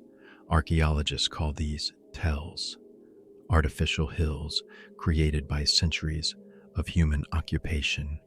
When a city is destroyed, the rubble is leveled, and a new city is built on top. Over time, the ground level rises. Beneath Jerusalem, there is another city, a network of tunnels, cisterns, water channels, and chambers carved into the bedrock. Some are natural caves expanded by human hands. Others are entirely artificial, cut with bronze and iron tools over centuries. These tunnels exist for practical reasons: water supply during siege, storage for grain and oil, escape routes, secret passages between important buildings. In a city under constant threat of attack, underground spaces mean survival. The most famous is Hezekiah's tunnel, carved in 700 BCE, about a century before the Babylonian siege. King Hezekiah, facing an Assyrian invasion, ordered his engineers to tunnel from the Gihon spring outside the walls to the pool of Siloam inside the city. 1,700 feet of tunnel carved through solid rock. The workers started from both ends and met in the middle, an extraordinary feat of ancient engineering. An inscription discovered in the tunnel in 1880 describes how the workers could hear each other through the rock as they approached. When they broke through, they celebrated. The tunnel still carries water today, 2,700 years later, but Hezekiah's tunnel is not alone. Warren's shaft, discovered by Charles Warren in 1867, is older, possibly Bronze Age. It is a vertical shaft connecting to an underground water system. Scholars now debate whether it was a water shaft or a natural karst formation, but regardless, it provided access to the spring from inside the walled city. And there are more. In the 1960s and 70s, Israeli archaeologist Yigal Shiloh excavated the city of David, the original Jerusalem conquered by David. He found extensive tunnel networks, storage rooms carved into bedrock, chambers sealed with massive stones, passages that seemed to lead nowhere, or perhaps to sections not yet excavated. Eilat Mazar, granddaughter of pioneering archaeologist Benjamin Mazar, led excavations from 2005 to 2008. She claimed to have found David's palace, a controversial assertion, but one supported by significant architectural evidence. During those excavations, her team discovered tunnels and sealed chambers beneath the palace complex and beneath the Temple Mount itself. That is where archaeology becomes politically and religiously impossible. The Temple Mount, Haram al-Sharif in Arabic, is one of the most contested pieces of real estate on earth. Sacred to Judaism as the site of Solomon's temple and the Second Temple. Sacred to Islam as the location of the Dome of the Rock and Al-Aqsa Mosque, from which Muhammad ascended to heaven. Any excavation requires navigating religious sensitivities, political tensions, and the very real risk of triggering violence. The Waqf, the Islamic trust that administers the site, prohibits archaeological excavation. Israeli authorities, already managing a delicate situation, generally comply. In 1996, the Waqf undertook construction to expand the underground area into an ancient structure called Solomon's Stables. They removed tons of archaeologically rich dirt without proper documentation. Israeli archaeologists were horrified, but powerless to stop it. Later, some of that dirt was recovered from the Kidron Valley, where it had been dumped. The Temple Mount Sifting Project, led by Gabriel Barkay and Zaki Devera, spent years carefully sifting through this dirt. They found thousands of artifacts, coins, jewelry, pottery shards, building materials spanning from Bronze Age to Ottoman period. Every handful of dirt contained history. But they could not excavate properly. They could only recover what had been discarded. What lies beneath the Temple Mount? Ground-penetrating radar and seismic surveys conducted over the years, some officially, some secretly, have revealed anomalies, rectangular voids consistent with chambers, passageways that appear to connect different sections of the mount, dense objects that register differently than the surrounding limestone. In the 1980s, an Israeli researcher named Leon Rittmeyer, an architect and archaeologist, spent years studying the Temple Mount, using historical texts, archaeological evidence from the periods before and after the temples, and architectural analysis. He created detailed reconstructions of Solomon's Temple and the Second Temple. His work is considered authoritative. Rittmeyer identified what he believes is the exact location of the Holy of Holies, a flat section of bedrock inside the Dome of the Rock. The rock itself, the foundation stone in Jewish tradition, may have been the floor of the Holy of Holies, or it may have been directly beneath it. If this identification is correct, then the Ark sat directly above this rock for 4 centuries. And beneath the rock? Rittmeyer's surveys suggest cavities, natural caves in the limestone, possibly expanded by human hands, accessible through tunnels. Could the priests have lowered the Ark into one of these chambers, sealed the entrance from above, left no trace visible from the surface? This is not speculation. This is precisely what ancient peoples did when hiding valuables. We have examples. The Qumran caves, where the Dead Sea Scrolls were found, contained jars sealed and hidden in remote locations. The caches were designed to remain hidden for generations if necessary.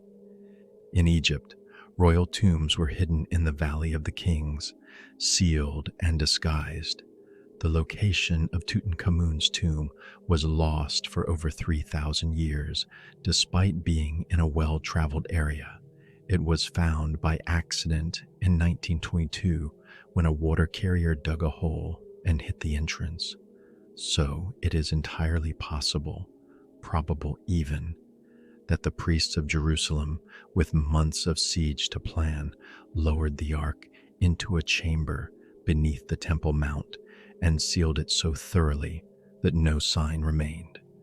And if they did, it is still there, 30 feet below one of the most volatile pieces of land on Earth, waiting in darkness, surrounded by bedrock, sealed by stone and time and the impossibility of excavation without triggering conflict that could engulf the region.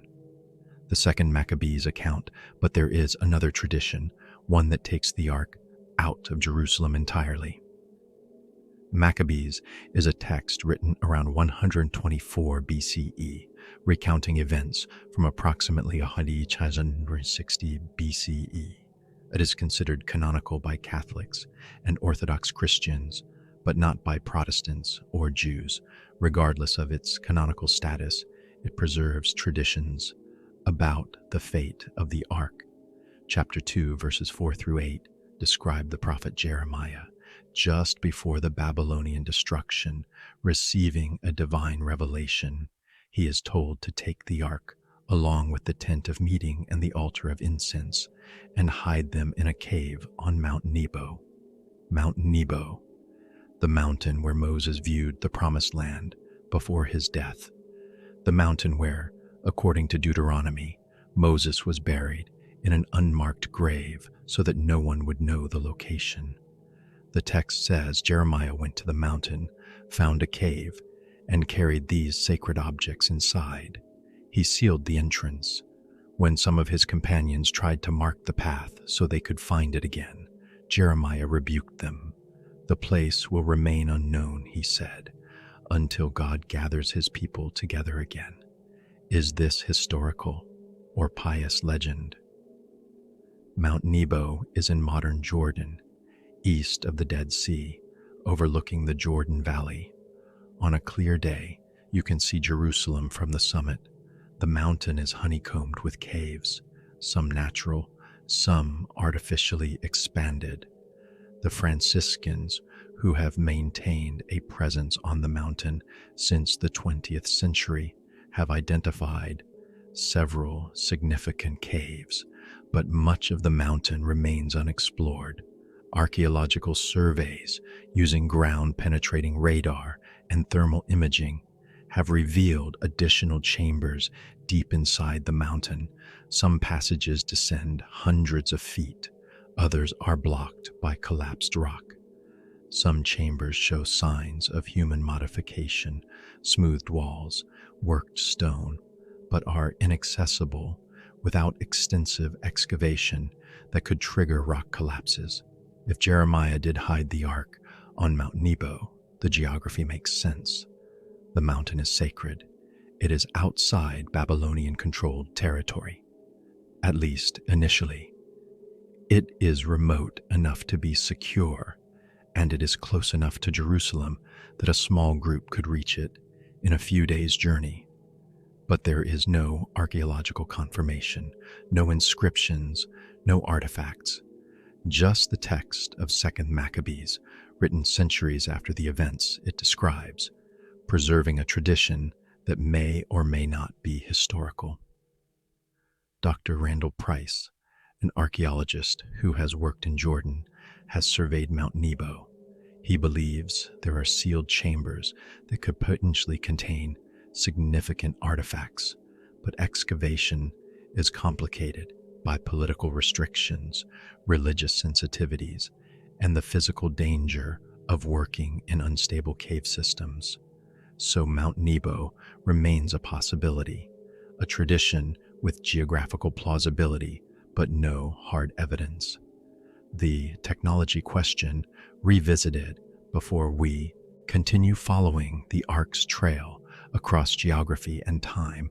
We need to revisit the question of what the Ark actually was, because if we want to understand why people went to such lengths to hide it and why people are still searching for it, we need to understand what made it so important. The traditional answer is purely religious. The Ark contained the tablets of the covenant. It represented God's presence. It was the holiest object in Israelite religion. Its importance was spiritual and symbolic, but there are researchers, engineers, physicists, archaeologists with technical backgrounds who look at the specifications and see something else. They see a device, possibly an electrical device, possibly something even more complex. Let us walk through the evidence systematically, because this matters. If the Ark was just a gold-covered box, its loss is tragic, but ultimately symbolic. If it was something more, then finding it could answer questions we did not even know to ask.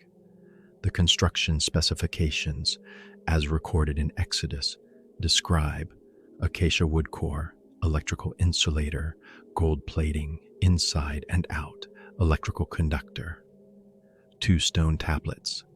Certain types of stone, particularly metamorphic rocks containing quartz or mica, can store electrical charge. Exact dimensions, creating specific internal volume, possibly relevant to capacitance. Mercy seat with two cherubim positioned like capacitor terminals or antenna, carrying poles to prevent direct contact. Safety protocol. Now consider the reported effects. Instant death upon touching the gold surface. Ability to affect water, Jordan River. Ability to affect structures, Jericho. Voice or sound emanating from between the cherubim. Cloud or mist forming around it. Physical symptoms in those who approached improperly. Some of these effects can be explained by belief and psychology. If people believe the ark is dangerous, they approach with fear. Fear can cause physical symptoms. Belief in divine protection can inspire courage in battle. These are real effects, even if they are psychological rather than physical, but other effects are harder to dismiss. In 1915, a British physicist named Sir Oliver Lodge proposed that the ark might have functioned as a Leyden jar, an early form of electrical capacitor. His analysis focused on the construction. Insulator surrounded by conductor. This is the basic structure of a capacitor. In the 1970s, Dennis Davis, an electrical engineer, attempted to build a replica ark following the biblical specifications. Exactly. He reported that his replica did indeed accumulate static charge, particularly in dry conditions with movement. He claimed that discharge from the replica could be strong enough to cause severe shock or even cardiac arrest in extreme cases. In 2000, British scientist Sir Colin Humphreys, a materials scientist at Cambridge University, published research on the ark's possible electrical properties. He noted that if the stone tablets were struck by lightning on Mount Sinai, as the Exodus account might suggest, they could have been permanently altered. Lightning can create fulgurites, glassy structures in sand or rock, and can also permanently magnetize or electrically alter certain stone types. Such altered stones, placed inside a golden capacitor, might retain unusual properties indefinitely. More recently, researchers exploring piezoelectric properties, the ability of certain crystals to generate electrical current when subjected to mechanical stress, have wondered if the ark's movement might have contributed to charge accumulation. Quartz crystals are strongly piezoelectric if the tablets contained crystalline quartz, and if the ark was being carried, the mechanical stress from movement could generate current. These are scientific hypotheses. They are not proven. We cannot test them without the ark itself, but they provide a framework for understanding how ancient accounts of the ark's power might reflect real physical phenomena rather than purely supernatural events. And there is another aspect, sound. Several researchers have explored the acoustic properties of the Holy of Holies. A gold-lined perfect cube is an unusual structure. Sound waves in such a space behave in specific ways. Certain frequencies resonate, amplify. Others are dampened, canceled out. If a person spoke inside that chamber, certain pitches would sound dramatically louder. Others would seem to disappear. Harmonic overtones could make a single voice sound like multiple voices. Low-frequency resonance, infrasound below 20 Hz, cannot be consciously heard but affects human physiology. It can cause nausea, disorientation, feelings of dread or awe, even visual hallucinations as the eyeballs vibrate in their sockets. Some cathedrals and temples produce measurable infrasound from organ pipes or architectural features. Worshippers report feeling the presence of God, not just metaphorically, but as a physical sensation. Recent research by British engineer, Victandi, demonstrated that infrasound at specific frequencies can induce feelings of presence, fear, or spiritual experience. Could the Holy of Holies have been designed or accidentally configured to produce these effects?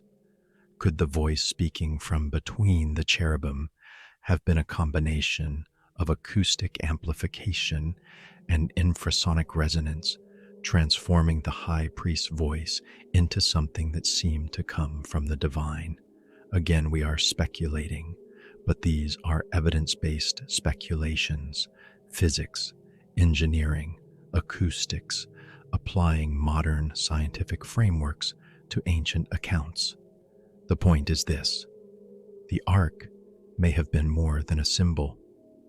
It may have been a functional object with properties we can analyze and potentially replicate. And if that is true, then losing it represents not just the loss of a religious artifact, but the loss of ancient knowledge or technology. The Babylonian exile. Let us return to history. Jerusalem has fallen. The temple is destroyed. The ark, wherever it is gone.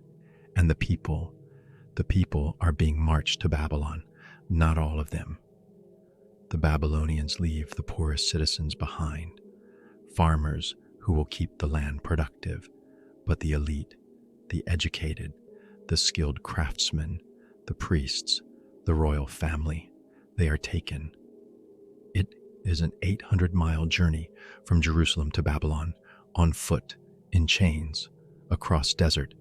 How many die on the way? The texts do not say, but we know from other accounts of forced marches in the ancient world that mortality rates were high. The weak did not make it. Those who survive arrive in Babylon and see a city unlike anything they have known. Babylon in Nebuchadnezzar's time is one of the wonders of the world. Massive walls, so thick that chariots can race on top. The Ishtar Gate, decorated with glazed blue bricks and golden reliefs of lions and dragons. The Hanging Gardens, one of the 7 wonders of the ancient world, terraced gardens rising above the city, watered by an intricate system. The Euphrates River flows through the city center. Temples tower above the streets. The ziggurats, stepped pyramids, dominate the skyline. The largest, Itamananki, is over 300 feet tall. Some scholars believe this is the historical basis for the Tower of Babel story. The exiles from Judah are settled in communities near Babylon. They are not exactly slaves, but they are not free either. They can own property. They can marry. They can practice their religion to a degree, but they cannot leave.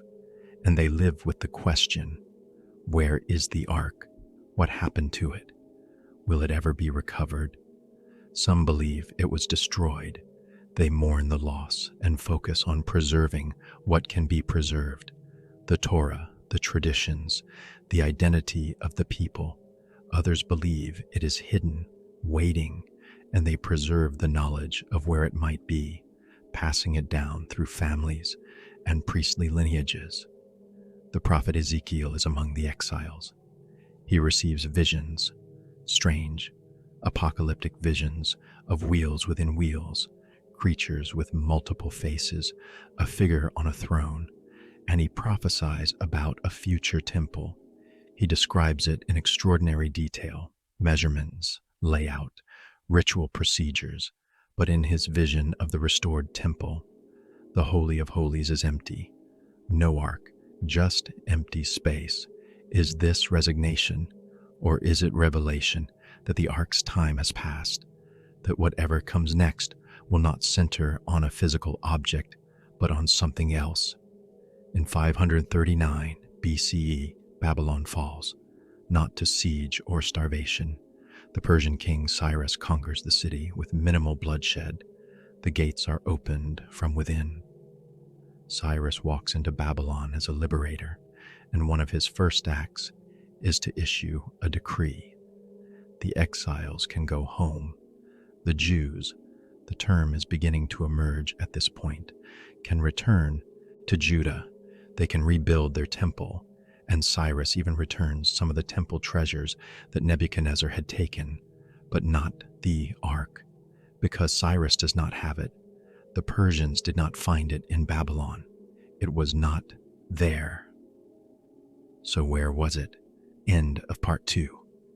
Part 3, the trail goes cold, and global, the return that wasn't 538 BCE.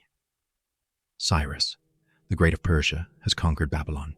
He issues his famous decree, recorded on the Cyrus cylinder, a clay barrel inscribed with cuneiform text, now housed in the British Museum. The decree allows exiled peoples to return to their homelands, to rebuild their temples, to practice their religions. For the Jews in Babylon, this is liberation. After 70 years, exactly as the prophet Jeremiah had predicted, they can go home. A leader emerges from among them, Zerubbabel, a descendant of King David, and with him, Joshua the high priest. They gather those willing to return. The numbers are debated. Ezra chapter 2 lists 42,360 people plus 7,337 servants. Others stayed in Babylon, having built lives there over 3 generations. The journey back is long, 800 miles. This time, not in chains, but still arduous. When they reach Jerusalem, they find ruins. The city walls are rubble. The temple is a burned shell. Vegetation has reclaimed much of the site. It is devastating and hopeful at the same time. This is home, destroyed, but home. They begin rebuilding. First, they clear the temple site. They lay a foundation. When the foundation is complete, they hold a ceremony. Priests blow trumpets. Levites clash cymbals. The people sing psalms of thanksgiving. Those old enough to remember Solomon's temple weep, because this new foundation, it is smaller, much smaller. The second temple will never match Solomon's glory. They lack the resources. They lack the skilled Phoenician craftsmen. They lack the wealth of a united kingdom at peace. What they build is functional, reverent, but modest by comparison, and the Holy of Holies is empty. The text is explicit about this. When the priests enter for the first time, they find no ark. They bring in other sacred objects, menorahs, the altar of incense, the table for showbread, but the Ark of the Covenant is gone. The space where it should sit beneath the cherubim wings stands vacant. This creates a theological and practical crisis.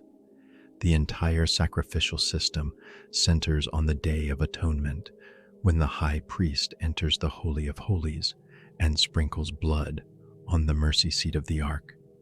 Without the ark, what do they do?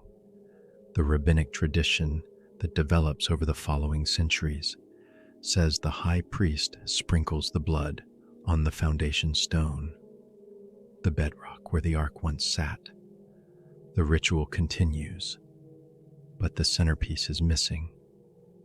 So where is it? The returnees would have asked the Babylonians. They would have searched the ruins. They would have consulted records, questioned survivors, explored every possibility. And they found nothing, no trace, no clue. This tells us something important. If the ark had been in the temple when Babylon destroyed it, there would be remains. Gold does not burn. It melts at 1945 degrees Fahrenheit. Temple fires reached high temperatures, but not uniformly. Archaeological excavations of destruction, layers from ancient fires, typically find melted metal objects, charred wood, collapsed stone. If the ark burned, evidence would exist. The absence of evidence suggests the ark was not in the temple when the Babylonians came. It was already gone, hidden, moved, somewhere. But where? The Persian period passes. Alexander the Great, conquers the region in 332 BCE. After his death, his empire fragments. The Ptolemies rule Egypt. The Seleucids rule Syria. Judea sits between them, changing hands repeatedly. In 167 BCE, the Seleucid king Antiochus IV Epiphanes desecrates the temple. He erects an altar to Zeus inside it. He sacrifices pigs, unclean animals, on the altar. It is an act of deliberate sacrilege designed to Hellenize the Jews, to force them to abandon their distinct identity. It backfires. The Maccabean revolt erupts. Jewish rebels led by Judah Maccabee fight a guerrilla war against the Seleucids. Incredibly, they win. They recapture Jerusalem. They cleanse the temple.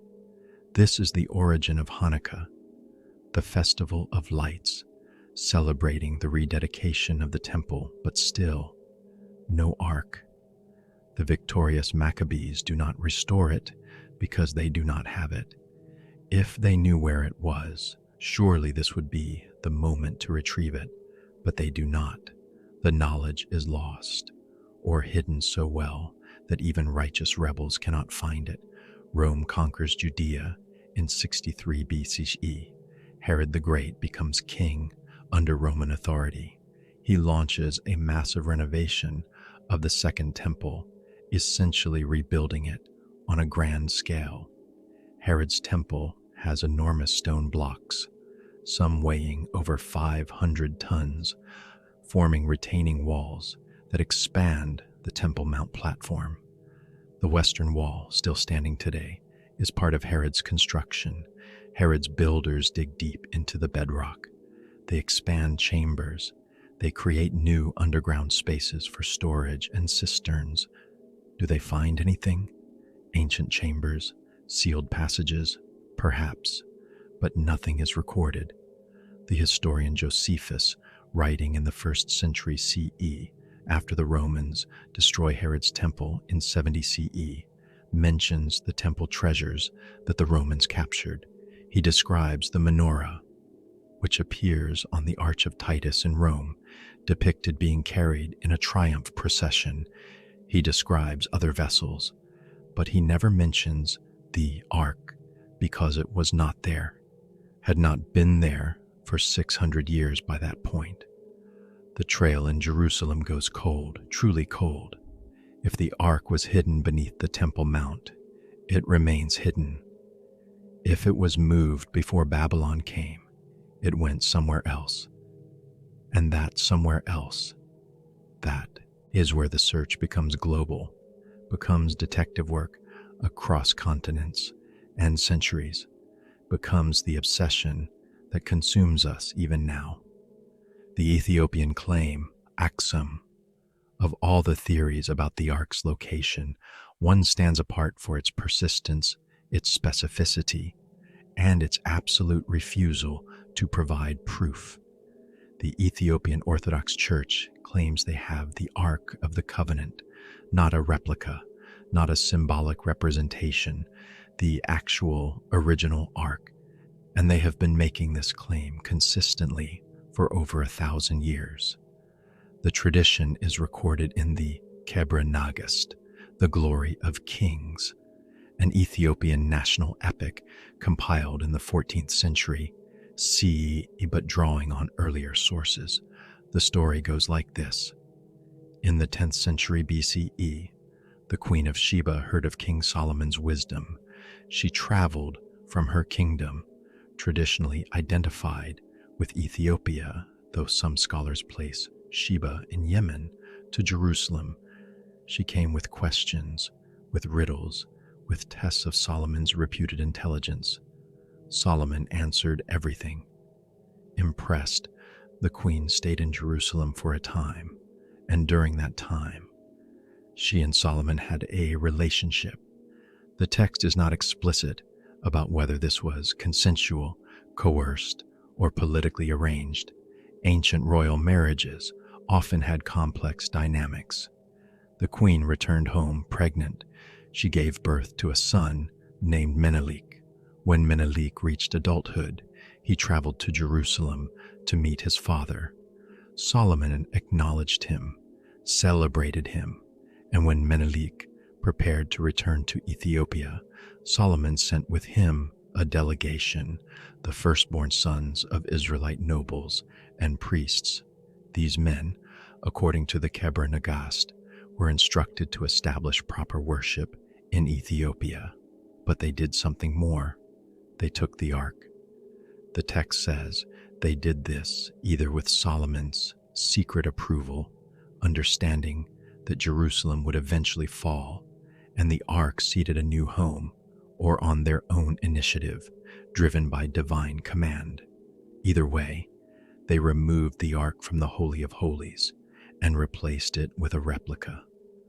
By the time Solomon discovered the switch, Menelik and his companions were too far away to pursue. They traveled south through Egypt, crossed the Red Sea, and carried the ark into the highlands of Ethiopia. There, in the city of Aksum, they established it as the centerpiece of Ethiopian worship, and there, the tradition says, it has remained ever since. How do we evaluate this claim? First, the chronology. If this happened during Solomon's reign, approximately 960s BCE, then the ark left Jerusalem 4 centuries before Babylon destroyed the temple. This would explain why the Babylonians did not find it. It was already gone. What sat in the Holy of Holies for those 4 centuries was a replica. The real ark was in Ethiopia. But this creates problems. The biblical texts give no indication that the ark was replaced. The rituals continued. The high priest entered the Holy of Holies annually. If what he was approaching was a replica, surely someone would have known. Priests would have noticed. The secret could not have been kept for 400 years unless the replica was so precise that no one could tell the difference, unless the priesthood knew and kept the secret, unless the divine presence that supposedly dwelled above the ark transferred to the replica, making it functionally equivalent to the original. These are theological arguments, not historical ones. From a purely historical perspective, the evidence for Menelik taking the ark is thin. The Keber Nagas was compiled much later. Earlier sources do not mention it.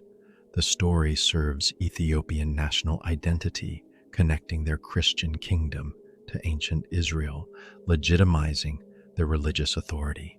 But here is what we do know. Ethiopia has had a Jewish presence for millennia.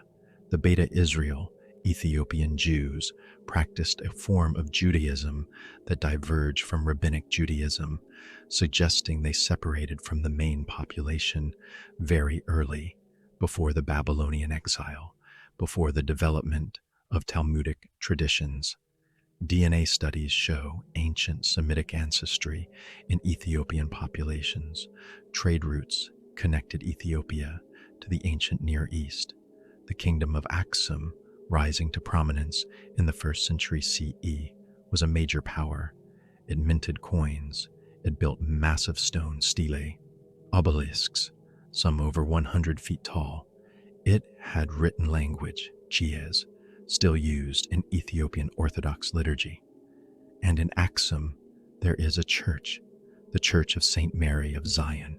Next to it, a small chapel. And inside that chapel, according to tradition, sits the ark. One man guards it, the guardian of the ark. He is chosen from among the priests. Once selected, he dedicates his entire life to this duty. He lives in a small house adjacent to the chapel. He never leaves the compound. He never allows anyone else inside. When he dies, a new guardian is selected. The tradition has continued for centuries.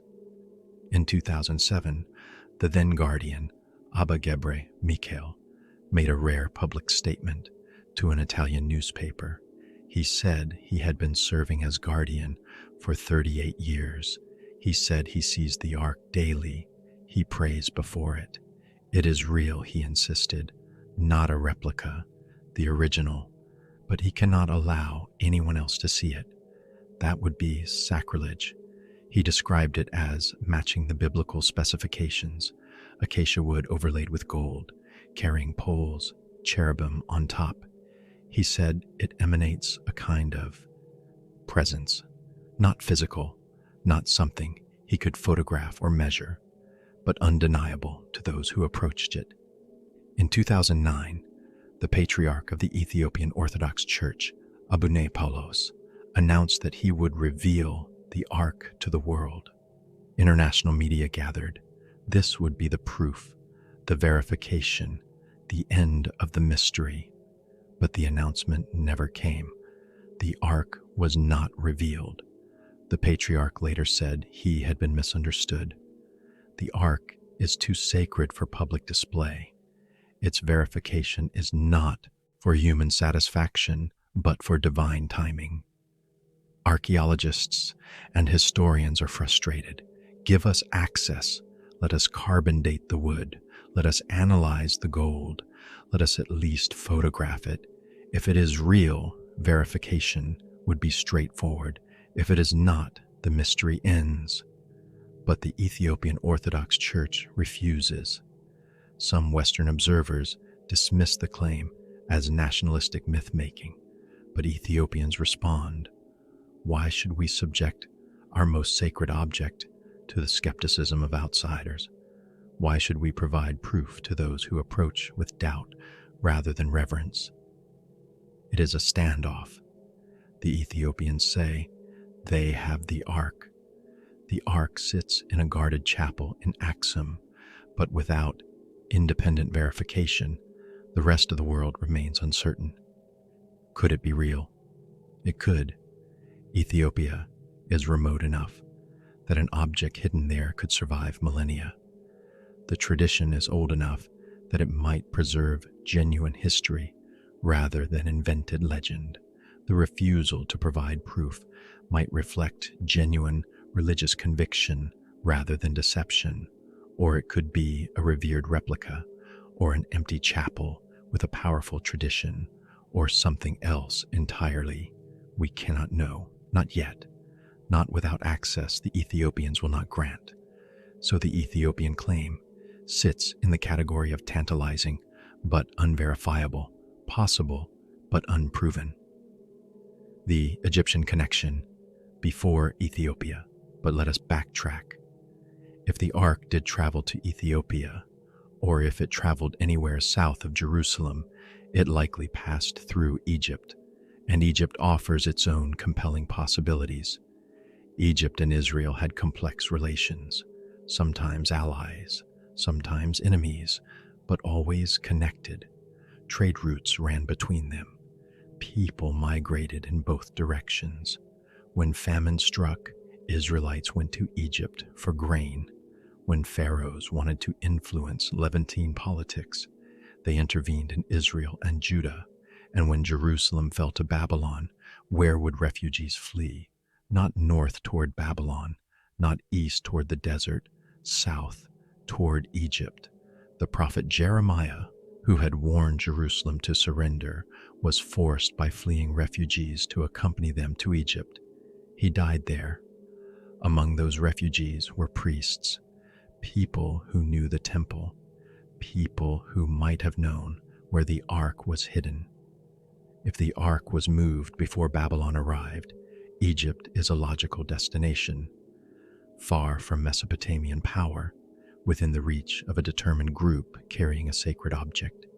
And we have evidence of Jewish communities establishing themselves in Egypt during this period, on Elephantine Island, in the Nile at Aswan. Archaeologists in the early 20th century discovered papyri documenting a Jewish military colony. These documents date from the 5th century BCE, after Babylon destroyed Jerusalem, but before Alexander the Great. The papyri are mundane, contracts, letters, marriage documents, but they reveal something extraordinary. The Jews on Elephantine had built a temple, not a synagogue, a temple with sacrifices, with an altar, with rituals that mirrored the Jerusalem temple. This is significant. After the Babylonian exile, Jewish law crystallized around the principle that only one temple could exist in Jerusalem. Sacrifices anywhere else were forbidden. Yet here is a community not only performing sacrifices but building an actual temple to do so. Why? How did they justify this? One theory: they possessed something that legitimized a second temple, something so sacred that a proper sanctuary was necessary, and that something might have been the Ark. Dr. Bezalel Porton, a scholar who has extensively studied the Elephantine papyri, notes that the community seems to have diverged from mainstream Judaism before the Babylonian exile. Their practices, their theology, their calendar all suggest they separated early, before certain traditions were standardized. If priests fleeing Jerusalem with the Ark arrived in Egypt around 587 BCE and established themselves on Elephantine, they would predate the standardization of post-exilic Judaism. Their temple would not violate rules that had not yet been formalized, and the presence of the Ark would justify the temple's existence.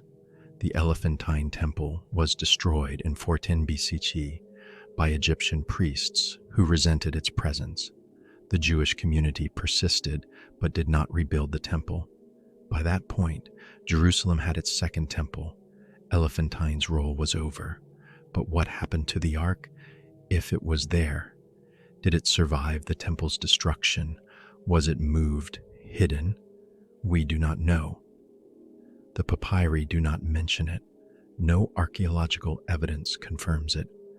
But the existence of that temple at all suggests something unusual was happening in Elephantine.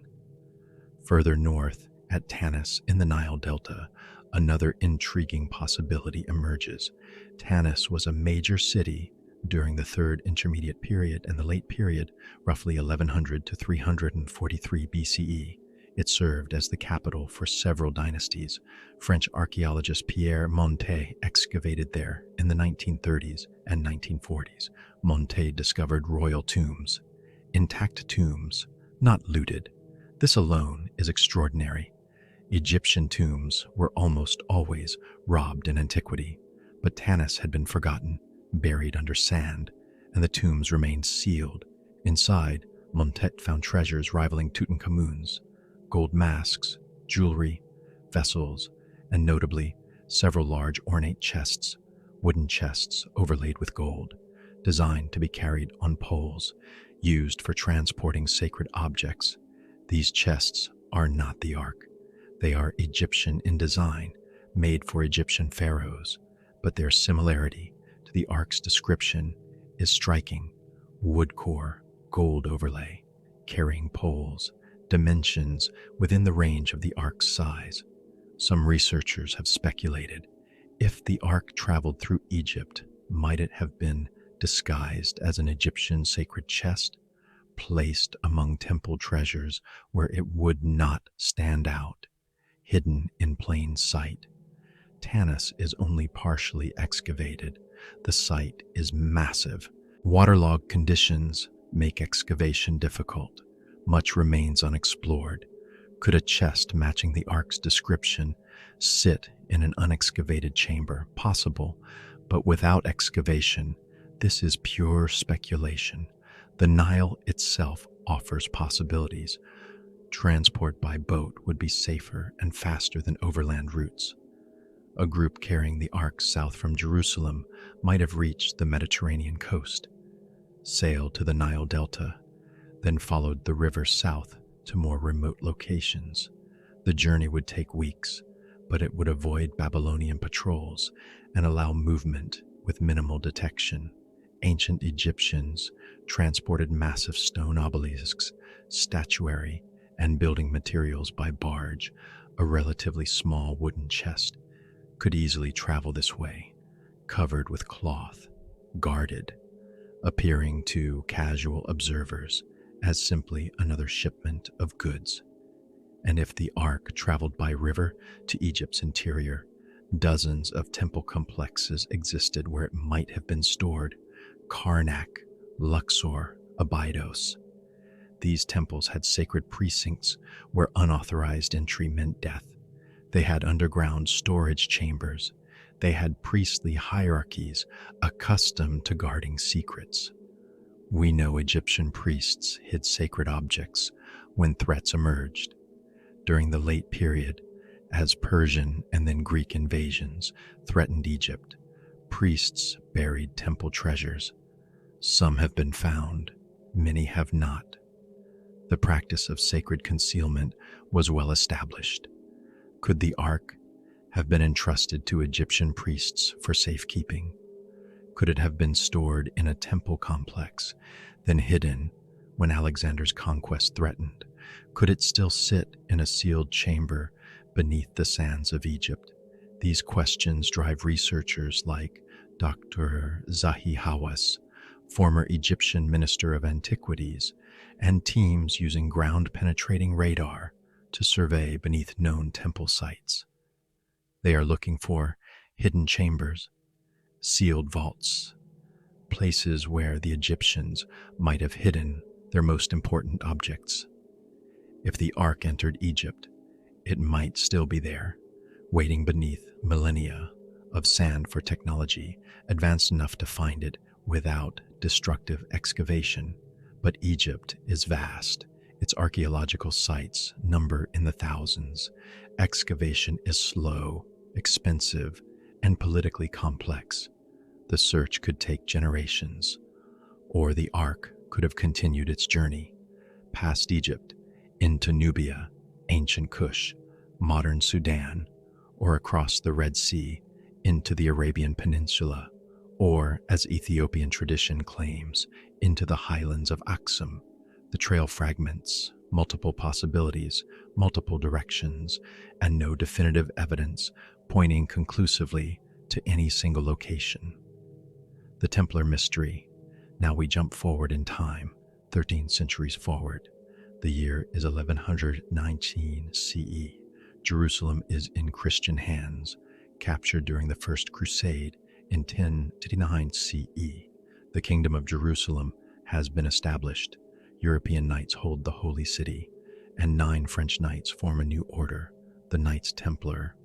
Their stated mission: protect Christian pilgrims traveling to Jerusalem, but for the first 9 years of their existence, they do not patrol roads, they do not escort pilgrims. They remain in Jerusalem, headquartered in the Al-Aqsa Mosque, built on the Temple Mount, directly on top of the ruins of Solomon's Temple. And they dig. We know this from archaeological evidence discovered in the 19th century. British Royal Engineer Charles Wilson explored tunnels beneath the Temple Mount in the 1860s. He found passages that had been excavated relatively recently, within the past few centuries. These tunnels bore markings: Templar crosses carved into stone, Templar artifacts, swords, tools, coins. The Templars had been conducting systematic excavations beneath the Temple Mount for 9 years. What were they looking for? The obvious answer: treasure. The temple had been fabulously wealthy. Solomon's gold, silver, and precious objects were legendary. Even if the Romans looted the Second Temple in 70 CE, surely something remained, buried in chambers beneath the mount. Ancient storage vaults, sealed rooms, the wealth of centuries, and perhaps they found treasure. Because after those 9 years in Jerusalem, the Templars returned to Europe and suddenly became wealthy, extraordinarily wealthy. They received donations from kings. Pope Innocent II granted them special privileges, exemption from local laws, answering only to the Pope himself. They established a banking system that financed European monarchs. They built castle strongholds from Scotland to the Holy Land. Where did this wealth come from? Donations alone do not explain it. The timing is suspicious. 9 years digging beneath Solomon's temple, then sudden wealth. But there is another possibility, one that has captured imaginations for centuries. Perhaps they found something more valuable than gold. Perhaps they found knowledge, ancient texts, sacred objects, relics with power beyond mere monetary value. Perhaps they found the Ark. The speculation is fueled by Templar secrecy. They were a closed order. Their inner rituals were known only to initiated members. They communicated in code. They developed sophisticated organizational structures, essentially inventing international banking and corporate structure, and they made claims that alarmed church authorities. Accusations during their suppression in 1307 included heresy, worshipping a mysterious head or idol called Baphomet, denying Christ, spitting on the cross during initiation. Some scholars dismiss these as torture-induced false confessions. Others wonder if the Templars had encountered something beneath Jerusalem that changed their theology, something that challenged Orthodox Christianity. If they found ancient texts, say, documents from the original Jerusalem temple, those texts might contain versions of Israelite religion predating Christian interpretation. They might reveal practices or beliefs that contradicted medieval Catholic doctrine. This would explain both Templar secrecy and church persecution. And if they found the Ark, what would that mean theologically? The Ark represented the Old Covenant. Christianity claimed to supersede that covenant, yet here was the physical object, still existing, still potentially active. How would that reshape Christian understanding? On October 13th, 1307, King Philip IV of France ordered the arrest of Templars throughout his kingdom. The operation was coordinated, simultaneous raids across France, hundreds of knights captured, interrogated, tortured. Many confessed to heresy under duress. Many were executed, but on the night before the arrests, according to multiple accounts, something happened. A convoy left the Templar headquarters in Paris, wagons covered with canvas, Templars escorting them, moving quickly toward the coast, specifically toward La Rochelle, a Templar stronghold with a port. Historians have documented this. The wagons existed, the convoy happened. But what was in the wagons, and where did they go? One theory: they sailed to Scotland. Scotland was under papal interdict at the time, meaning the Pope's authority did not reach there. King Robert the Bruce was excommunicated and fighting for Scotland's independence. He welcomed the Templars. Some researchers trace Templar symbols in Scottish architecture from this period. The famous Rosslyn Chapel, built in the mid-1400s by a family with Templar connections, is covered in esoteric symbolism, and beneath Rosslyn there is a sealed vault. The family has never allowed excavation, citing structural concerns. Another theory: they sailed to the Americas. Pre-Columbian European artifacts have been found in North America. Norse settlements in Newfoundland are confirmed. Some researchers claim Templar symbols appear on stones in New England. The Newport Tower in Rhode Island has architectural features similar to Templar churches. These claims are controversial. Mainstream archaeology rejects most of them, but the possibility persists. And then there is Oak Island. Oak Island, the money pit off the coast of Nova Scotia, Canada, lies a small island, unremarkable except for one thing. Since 1795, treasure hunters have been trying to excavate a mysterious shaft that appears to be deliberately engineered to prevent excavation. The story begins when 3 teenagers discovered a depression in the ground beneath an old oak tree. They began digging. At 10 feet, they hit a platform of oak logs. They kept digging. At 20 feet, another platform. At 30 feet, another. The pattern suggested a deliberate shaft. They could not continue alone, so they brought in more help. Over the next 2 centuries, multiple expeditions have attempted to excavate what became known as the Money Pit.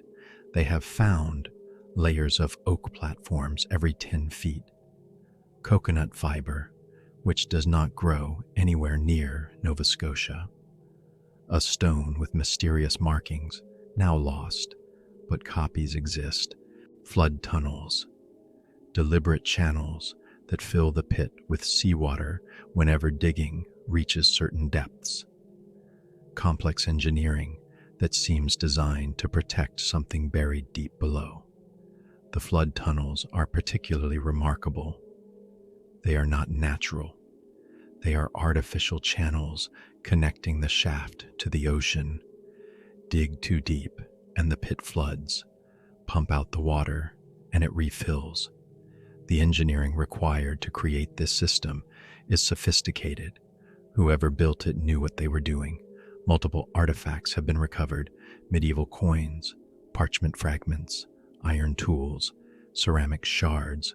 Carbon dating suggests the pit dates to sometime between 1200 and 1400 CE, consistent with Templar-era construction. 6 people have died trying to excavate the Money Pit. The costs have run into millions of dollars, and whatever is at the bottom, if anything, remains unreached. The deepest excavations have gone over 200 feet, but collapsed tunnels, flooding, and unstable conditions have prevented anyone from reaching the presumed treasure vault. What could be worth this level of protection? Gold could be buried more easily. Documents could be stored more simply. The engineering suggests the builders expected the contents to remain hidden for centuries, that whoever built this wanted to ensure it would not be easily found, but also wanted it to survive indefinitely. Some researchers connect Oak Island to the Templars. The theory: after fleeing France in 1307, some Templars sailed west. They carried treasures with them. They needed a remote location where those treasures could be hidden safely. Oak Island, far from European power structures, difficult to access, easy to defend, fit perfectly. They built the Money Pit. They sealed their treasures inside, and the secret died with them. Could the Ark be in the Money Pit? Possibly. If the Templars found it beneath Jerusalem, if they brought it to Europe, if they escaped France with it, if they sailed to the Americas, then Oak Island could be its final resting place. But this requires multiple ifs stacked upon each other. The evidence is circumstantial. The engineering is real. The artifacts are authentic, but connecting them definitively to the Templars, let alone to the Ark, requires leaps of speculation. Modern technology is finally making progress. The Legena brothers, stars of the History Channel, show the Curse of Oak Island, have been conducting systematic excavation using advanced methods: ground-penetrating radar, sonar mapping, drilling cores to sample deep deposits without triggering floods. They have found additional artifacts. They have mapped underground structures. They believe they are close to the treasure vault, but close on Oak Island has meant decades of work before. We will see. The Mediterranean Trail, sunken secrets. Let us consider another possibility. Perhaps the Ark never made it to any of these locations. Perhaps it was being transported by sea and the ship sank. The Mediterranean is a graveyard of ancient vessels. Thousands of shipwrecks dot the seafloor. Most have never been explored. Some are in deep water. Some are buried under sediment. Some are in territorial waters where excavation is restricted.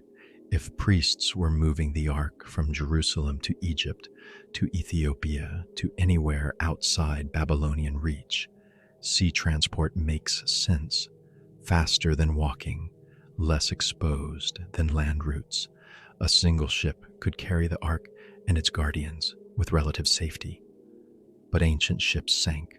Storms, pirates, navigation errors. The Mediterranean is treacherous.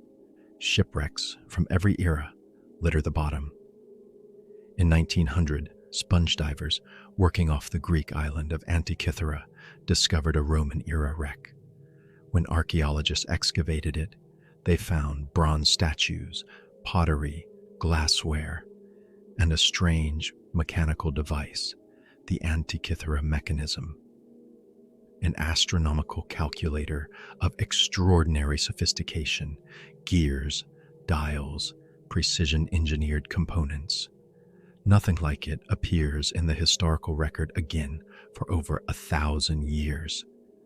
This discovery revolutionized understanding of ancient technology. What we thought impossible was not. Ancient peoples possessed knowledge and capability far exceeding previous assumptions, and that raises a question. What else sits on the Mediterranean seafloor? What other objects, technologies, treasures remain buried under sand and centuries? Modern underwater archaeology uses advanced tools. Side-scan sonar maps the seafloor. Remotely operated vehicles explore without human divers. Magnetometry detects metal objects buried under sediment. These tools find wrecks in water too deep for traditional diving. Dr. Robert Ballard, who discovered the Titanic, has also surveyed the Mediterranean. He has found dozens of ancient wrecks. Each contains artifacts that expand our understanding of ancient trade, technology, and culture. But most wrecks remain unexplored. The Mediterranean is vast. Resources are limited. Archaeology is slow. If a ship carrying the ark sank, how would we identify it? The ark was wood and gold. Gold does not corrode in seawater. It remains chemically stable. A gold-covered wooden chest would lose its wood over centuries, but the gold plating might survive as collapsed sheets or fragments. Divers exploring wrecks have occasionally reported sealed containers, chests, objects that resist corrosion. Some have reported equipment malfunctions near certain artifacts, compass needles spinning, electrical instruments failing. These reports are anecdotal, not systematically documented, but they persist. Could electromagnetic fields from ancient objects affect modern electronics? If the ark generates or stores energy, as some theories suggest, would that energy persist underwater? Would it still be detectable after millennia? Scientifically, this is questionable, but worth considering. The more likely scenario: if the ark traveled by sea and the ship sank, it sits somewhere on the seafloor, buried under sediment, waiting for a survey to detect the density signature of a large wooden chest. When found, it would appear as an anomaly on sonar scans: dense object, geometric shape, wrong location for typical cargo. But the Mediterranean has tens of thousands of such anomalies. Sorting through them requires decades of work, and excavating underwater is expensive, dangerous, and technically challenging. So if the ark is beneath the Mediterranean, finding it will require luck, persistence, and technology we are only beginning to develop. Autonomous underwater vehicles that can survey vast areas.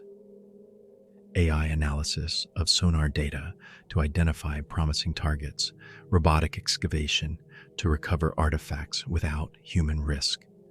We are moving toward that capability, but we are not there yet. The trail fragments.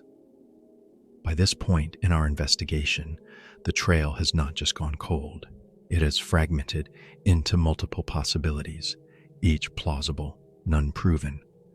The Ark could be beneath the Temple Mount, in Jerusalem, in a sealed chamber, in a cave on Mount Nebo, as 2 Maccabees suggests, in Aksum, Ethiopia, guarded by its lone keeper, buried somewhere in Egypt, perhaps beneath Tanis or in a Nile temple, in a Templar stronghold brought from Jerusalem to Europe, on Oak Island, protected by elaborate engineering, on the Mediterranean seafloor, victim of a shipwreck, destroyed by Babylon with no remains identifiable.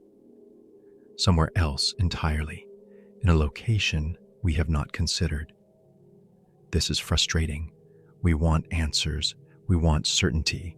We want someone to announce, here it is, proof, the Ark of the Covenant, verified, authenticated, mystery solved. But that announcement has not come. After 25 centuries of searching, we are left with theories, traditions, and tantalizing clues that lead nowhere conclusive. And perhaps that is the point. Perhaps the Ark's greatest power lies not in being found, but in remaining lost, in inspiring search, in pulling us toward history, toward questions bigger than ourselves, toward the recognition that some mysteries endure precisely because they are meant to. End of Part 3, Part 4, The Modern Search and the Eternal Mystery, the Technology of Discovery. We live in an age where technology can see through stone, where satellites map the Earth in such detail that archaeologists discover lost cities from space, where artificial intelligence analyzes ancient texts and reveals patterns invisible to human eyes, where robotics reaches places humans cannot go. Surely, with all these capabilities, we should be able to find the Ark, if it exists, if it has not been destroyed, if it is in any of the places we have been exploring. Let us examine what modern technology can actually tell us, because the limitations are as important as the capabilities. Ground-penetrating radar, GPR, sends electromagnetic pulses into the ground and measures the reflected signals. Different materials reflect differently. Stone versus soil, metal versus organic material, voids versus solid mass. GPR can reveal subsurface structures without excavation. It has been used extensively in Jerusalem. Multiple surveys over the decades have mapped tunnels beneath the old city. And consistently, these surveys reveal anomalies beneath the Temple Mount, rectangular spaces, dimensions consistent with chambers, some with dense objects inside that register differently than surrounding limestone. But GPR has limitations. It penetrates only so deep, typically 30 to 50 feet in ideal conditions. Lees in limestone or areas with high moisture content. It provides shapes, not identification. A rectangular void could be a sealed chamber containing the Ark, or it could be a collapsed cistern or a blocked passage. Without physical access, you cannot know. And physical access to the Temple Mount is politically impossible. Any excavation would require permission from the Waqf, Israeli authorities, Jordanian government. Jordan administers the Islamic Trust, and would risk triggering religious violence. The political cost far exceeds any archaeological gain, regardless of what might be discovered. So we have tantalizing data and no way to verify it. Similar challenges exist at Mount Nebo. Thermal imaging from drones reveals heat signatures, suggesting void spaces inside the mountain. Some are known caves, others are not. Seismic surveys using sound waves show passage networks extending deep into the rock, but accessing them requires excavation through unstable layers. The risk of collapse is high. The Jordanian Department of Antiquities moves slowly, prioritizing visitors' safety and site preservation over speculative searches. In Ethiopia, technology cannot help at all. The Guardian will not permit surveys. The chapel in Aksum is off limits to instruments. Faith trumps science, and perhaps rightly so. If the Ethiopian claim rests on belief rather than evidence, then evidence, or its absence, would be destructive rather than illuminating. At Qumran and across the Judean desert, surveys continue. Dr. Oren Gutfeld from Hebrew University led recent expeditions using LiDAR, light detection, and ranging to map cliff faces. The technology reveals cave openings invisible to the naked eye, hidden by rock collapses or vegetation. Several new caves have been found this way. All have been looted in antiquity, but each discovery confirms that more caves exist, still sealed, still waiting. In the Mediterranean, underwater archaeology has advanced dramatically.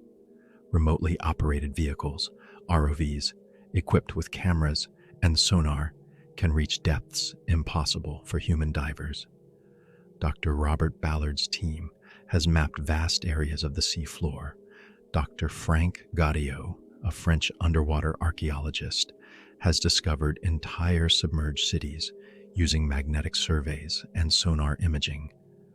But the Mediterranean is enormous, over 970,000 square miles, depth up to 17,000 feet, thousands of years of shipwrecks. Searching randomly for one specific object is futile.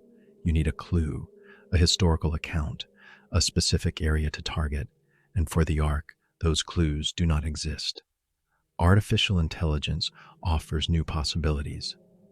Machine learning algorithms can analyze ancient texts, finding patterns and connections human scholars miss.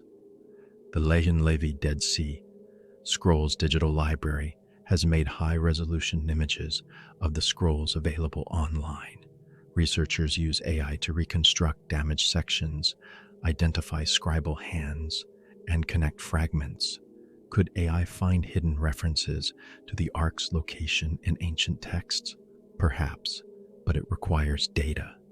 If the priests who hid the Ark left written records, and if those records survived, and if they have been found but not recognized, then AI might identify them. But that is a lot of ifs.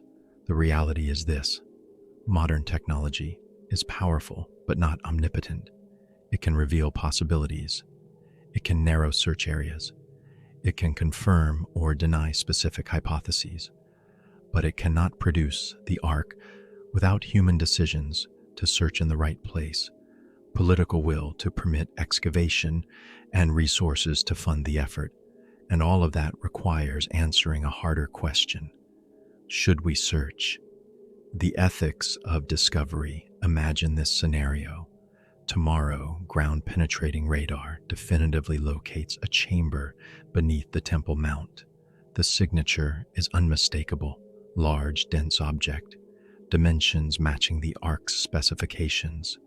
Sealed chamber, undisturbed for over 2 millennia. What happens next? First, the information leaks. It always does. Within hours, the world knows. Media descends on Jerusalem. Speculation erupts. Religious leaders make statements.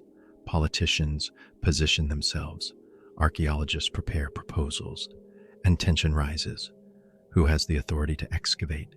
The State of Israel? The Waqf? The international community? UNESCO? Each party claims jurisdiction. Each party has constituencies demanding action or restraint. Negotiations begin. Lawyers argue precedent. Religious leaders invoke sacred law. And on the ground, protests begin. For some Muslims, any excavation beneath the Haram al-Sharif is a desecration. For some Jews, disturbing the site where the Holy of Holies stood is forbidden. For Christians, the site is sacred as the place where Jesus walked and taught. For secular people, this is history that belongs to humanity, not any one group. Tensions escalate. The city is already a tinderbox. This could ignite it. Assume somehow all parties agree to proceed. An international team assembles. Engineers develop a method to reach the chamber without damaging the structures above. Months of preparation. Then excavation begins, and they find it. The ark, gold overlaying acacia wood, cherubim on the mercy seat, intact after nearly 2,700 years. What then? Scientific examination, of course, radiocarbon dating, metallurgical, analysis, documentation, photography, every detail recorded. But who conducts this examination? Israeli archaeologists, international team, and where? The object cannot be moved without controversy. Any location becomes contested ground. And the deeper question, what does finding the ark prove? For believers, it confirms faith. The Bible was right. The accounts were historical. God's covenant with Israel was real and physical. This is validation beyond measure. For skeptics, it confirms history, but not theology. Yes, the ark existed. Yes, it was hidden, but the supernatural claims remain unprovable. It is an artifact, significant, but not miraculous. Evidence of ancient craftsmanship and religious devotion, not divine intervention. For Israeli nationalists, it is proof of Jewish connection to the land, tangible evidence of 3,000 years of continuous presence and claim. Political implications are enormous. For Palestinians, it is another chapter in the narrative of exclusion, a Jewish artifact used to assert ownership over contested space. The discovery would be politically weaponized. The ark, if found, would not resolve conflicts. It would inflame them. It would not bring peace. It would accelerate tensions. And this reality leads some researchers to a controversial conclusion. Perhaps the ark should not be found. Not yet, not under current conditions. Perhaps humanity is not ready for what its discovery would unleash. Dr. Gabriel Barkay, who led the Temple Mount sifting project, has said that some discoveries are too dangerous for the present moment, that archaeology must balance the pursuit of knowledge with awareness of consequences, that revealing certain truths at the wrong time does more harm than good. Is he right? Or is this an abdication of the archaeologist's fundamental duty? To uncover and reveal the past, regardless of political convenience. These are not easy questions. And the ark sits at the intersection of them all, the guardians across time. But step back from the technology and politics. Consider the human element, because at every stage of this story, there have been guardians, people who valued the ark enough to protect it, to risk their lives for it, to maintain secrets across generations. Start with the priests in Jerusalem 587 BCE. They see the Babylonians coming. They know the city will fall. They make a decision, hide the ark, lower it into a tunnel, seal the passage, erase every trace, and then most of them die, killed in the siege or executed after. The secret dies with them, or does it? Some priests survived. Some were taken to Babylon. Did they carry the knowledge? Did they pass it down through family lines, waiting for a time when return would be possible? The Zadokite priesthood, descendants of Zadok, Solomon's high priest, maintained their lineage through the exile. They returned. They rebuilt the temple. They served again. What did they know? In Ethiopia, the guardian tradition continues. Today, over 1,000 years of unbroken succession, each guardian lives his entire adult life in service to this single duty. No family, no freedom, just vigilance. Why? What motivates such devotion? If the chapel contains nothing, the guardian's life is wasted. If it contains the ark, he is fulfilling the most sacred duty imaginable, but he will never know for certain. He takes it on faith. The Templars, if they found the ark or other treasures beneath the Temple Mount, maintained secrecy for 2 centuries. Even under torture during the trials of 1307, the knights gave no consistent confession. They admitted to various heresies under duress, but no 2 accounts matched. If they were hiding something, they protected it even unto death. In the Judean desert, the Essenes hid their scrolls with meticulous care. They wrapped them in linen. They sealed them in jars. They placed them in caves chosen for dryness and stability, and then they disappeared, most likely killed during the Jewish revolt against Rome in 6670 CE. Their community ended, but their scrolls survived. This pattern repeats: knowledge passed down, secrets maintained, objects protected across centuries, often at enormous personal cost. Why? What drives this behavior? Part of it is religious devotion.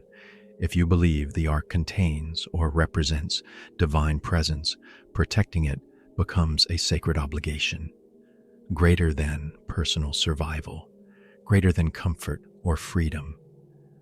But there is something else, a recognition that certain things are too important to lose, that connections to the past matter, that sacred objects, whether you interpret sacred spiritually or culturally, deserve protection from those who would destroy or exploit them. In this sense, every museum curator is a guardian, every archivist preserving documents, every indigenous community protecting sacred sites from development. The impulse is universal, to preserve what matters, to pass it forward, to resist the entropy that erodes memory and meaning. The ark has inspired this impulse for nearly 3,000 years, and whether it exists physically or only in memory, that impulse endures. The power of absence. Here is the paradox at the heart of the ark's story. The object was most powerful when present, toppling walls, parting rivers, striking down those who approached improperly. But it became most influential when absent. Think about this carefully. When the ark rested in Solomon's temple, only the high priest saw it once per year in total darkness. For the vast majority of Israelites, it was invisible, a presence behind a veil, known but not experienced. After it vanished, it became even more present, because absence creates longing, mystery creates meaning. The question, "Where is the ark?" became more powerful than the answer ever could be. Jewish liturgy speaks of return, the restoration of the temple, the recovery of what was lost. This hope sustained the Jewish people through exile, persecution, diaspora. The ark became a symbol of restoration, not just of an object, but of relationship with God, of homeland, of wholeness. Christianity transformed the symbolism. Jesus became the mercy seat, the place where divine and human meet. Mary became the ark, the bearer of divine presence. The physical object was replaced by metaphor, but the power remained.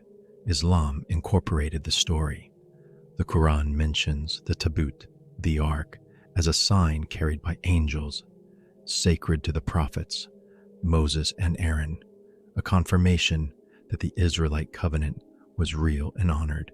For secular historians and archaeologists, the ark represents the ultimate unsolved mystery. Like Atlantis or the Holy Grail, it captures imagination precisely because it is absent. If found, it would answer questions, but it would also lose the allure that comes from mystery. Treasure hunters seek it for different reasons, some for religious validation, some for financial gain, The archaeological find of the millennium would be priceless, some for fame. Whoever finds the ark will be remembered forever, some simply for the thrill of the hunt. But here is what is remarkable. After 27 centuries, people still search, still hope, still debate. The ark matters, even in absence, especially in absence. What does this tell us?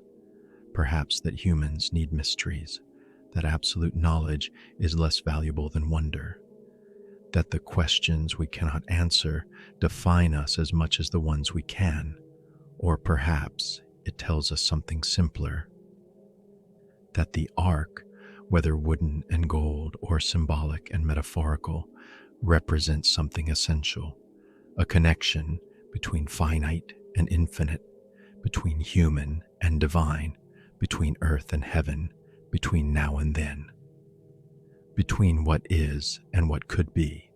And that connection does not require physical presence. It requires only acknowledgement, recognition, the willingness to stand in awe before what we do not fully understand. The future search, will the ark ever be found? Let us consider the possibilities. Scenario 1. It was destroyed. Fire, decay, looting. Any of these could have eliminated it. If so, the search is futile, but the legend will persist, because absence of evidence is not evidence of absence. As long as any possibility remains, people will search. Scenario 2. It is hidden beneath Jerusalem, in a sealed chamber under the Temple Mount or the City of David. Technology can detect it, but politics prevent excavation. Eventually, perhaps in 50 years, perhaps in 500, conditions will change. Peace will come, or conflict will render the question moot, or new authority structures will permit investigation. And then we will know. Either it is there, or it never was. Scenario 3. It is in Ethiopia. The Guardian really does watch over the Ark of the Covenant. The Ethiopian Orthodox Church is telling the truth, but they will never allow verification because faith does not require proof, and so the claim will remain unverified but unfalsified, a possibility that cannot be ruled out. Scenario 4. It is somewhere unexpected, in a cave on Mount Nebo, buried under centuries of rockfall, in a sunken ship in the Mediterranean, beyond the range of current technology, in a sealed chamber beneath Rosslyn Chapel or some other Templar site, in the Judean desert, in a cave not yet discovered. In these scenarios, the Ark waits, patient, silent, until chance or technology brings it to light. Scenario 5. It was found long ago and destroyed or hidden again. Some group, Babylonians, Romans, medieval treasure hunters, discovered it and, not understanding its significance, melted it down for the gold, or recognizing its significance, hid it again so well that even their descendants lost track. This is the tragic scenario. The Ark existed, someone found it, and through ignorance or intention, it was lost again. Which scenario is correct? We do not know. We may never know, but the search continues. Because humans are driven to solve mysteries, to find what is lost, to answer questions that have lingered for millennia. New technology will emerge, more powerful radar, better imaging, AI that can analyze archaeological sites from satellite data and identify anomalies, robotics that can navigate collapsed tunnels and sealed chambers, and with each technological advance, the search will intensify. Political situations will change. What is impossible today may be routine in 50 years. Jerusalem has changed hands dozens of times over 3 millennia. It will change again. And when it does, new excavations will become possible.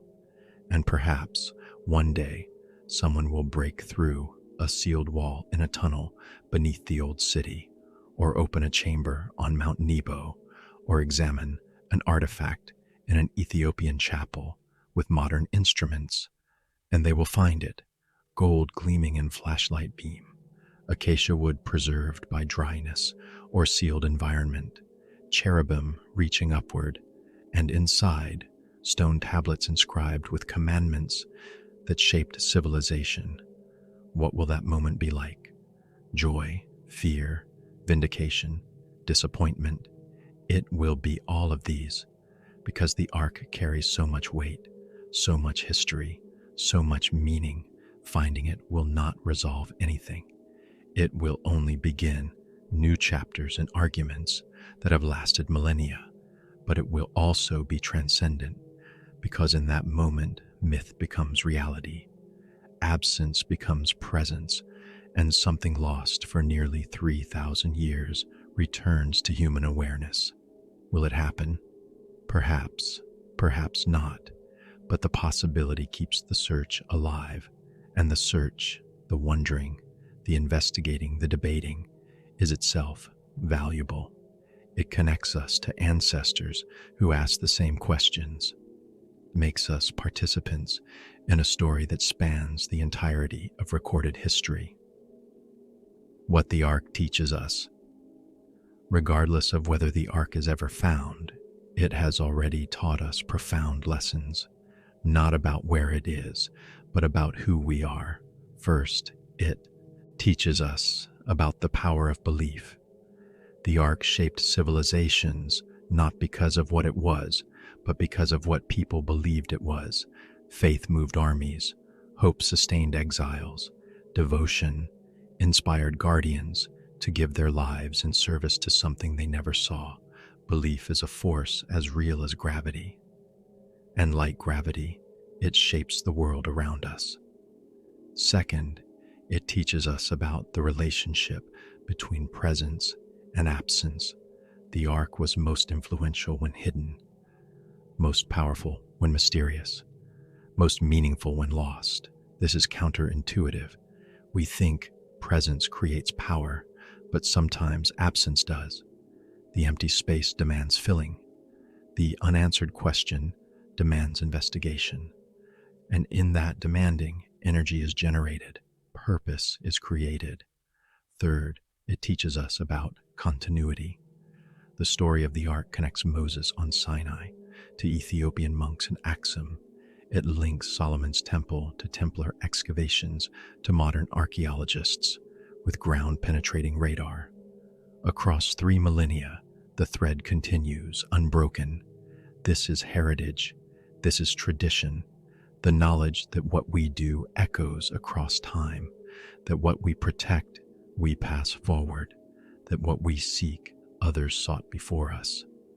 Fourth, it teaches us about limits. There are boundaries we cannot cross, questions we cannot answer, mysteries we cannot solve, not because the solution does not exist, but because access is denied by politics, by geology, by death of those who knew, by deliberate concealment. And learning to live with these limits is as important as pushing against them. Not everything must be known. Not everything can be known. And wisdom lies in recognizing the difference. Fifth, it teaches us about meaning. The Ark matters not because of its gold or its age or even its historical significance. It matters because it represents something larger than itself. Covenant, connection, the idea that there is a relationship between human and divine, between individual and eternal, between the finite and the infinite. That relationship is the true treasure. The object is just a reminder, a physical anchor for a spiritual reality. And finally, it teaches us about mystery. In an age where information is instant and knowledge is assumed, the Ark reminds us that some things remain unknown, and that this is not failure. It is not frustration. It is wonder. It is the acknowledgement that the universe is larger than our understanding, that there are depths we have not plumbed, heights we have not reached, and that our reaching, our questioning, our searching is itself a form of reverence. The Ark at rest. Somewhere, the Ark of the Covenant rests, or it does not. It exists, or it has been destroyed. It waits in darkness beneath Jerusalem, or it sits in a chapel in Aksum, or it lies in a cave on Mount Nebo, or it rests on the Mediterranean floor, or it has been moved so many times across so many centuries that even its guardians have lost track. We do not know, but consider what we do know.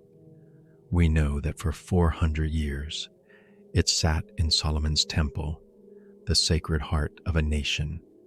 We know that when Jerusalem fell, someone cared enough to hide it, to risk everything to protect it, to ensure it would not fall into hands that would destroy or desecrate it. We know that for 27 centuries, the question of its location has inspired searches, theories, devotion, and hope. We know that traditions in Ethiopia and elsewhere have sustained themselves across generations, claiming guardianship of something too sacred to reveal. We know that every credible theory about its location remains unproven but possible. Jerusalem, Mount Nebo, Ethiopia, Qumran, Templar sites. Each has evidence supporting it and problems undermining it.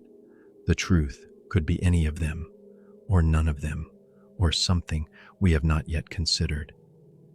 We know that modern technology inches closer to answers, that sealed chambers have been detected, that new caves continue to be discovered, that the search continues with tools our ancestors could never imagine. And we know that whether the Ark is found or remains hidden, its influence endures. It has shaped Judaism, Christianity, and Islam. It has inspired art, literature, and film. It has driven archaeological investigation and scholarly debate. It has been the subject of thousands of books, articles, documentaries, and discussions. In the end, perhaps the location matters less than the story. The Ark's power lies not in its gold or its wood or even its contents. It lies in what it represents, a covenant between God and humanity, a connection between heaven and earth, a reminder that there are things worth protecting, worth seeking, worth dedicating one's life to guarding or discovering. If you were one of those priests in Jerusalem in 587 BCE, lowering the Ark into darkness, sealing the passage, erasing the traces, you would do so knowing you might never see it recovered. You would do it on faith. Faith that someday, when the world was ready, when the time was right, it would be found. Or faith that its hiding was itself the purpose, that some treasures are meant to remain hidden, that some mysteries are meant to endure. And so the Ark rests in darkness, in silence, in a place known perhaps to no one, or known to a single guardian who will never speak, or known to God alone, waiting for a moment that may never come, or waiting for a moment that is now. And we, who search or wonder or simply listen to the story, are part of that waiting. We carry forward the question, we honor the mystery, we acknowledge that some things are too sacred to be easily found, too important to be carelessly revealed. The Ark of the Covenant is lost, but its power remains, not diminished by absence, amplified by it, because what we cannot see, we imagine. What we cannot touch, we reach for. What we cannot find, we keep seeking. And in that seeking, we connect with every generation that sought before us. The search continues. The mystery endures. The Ark remains hidden. And perhaps that is exactly where it belongs.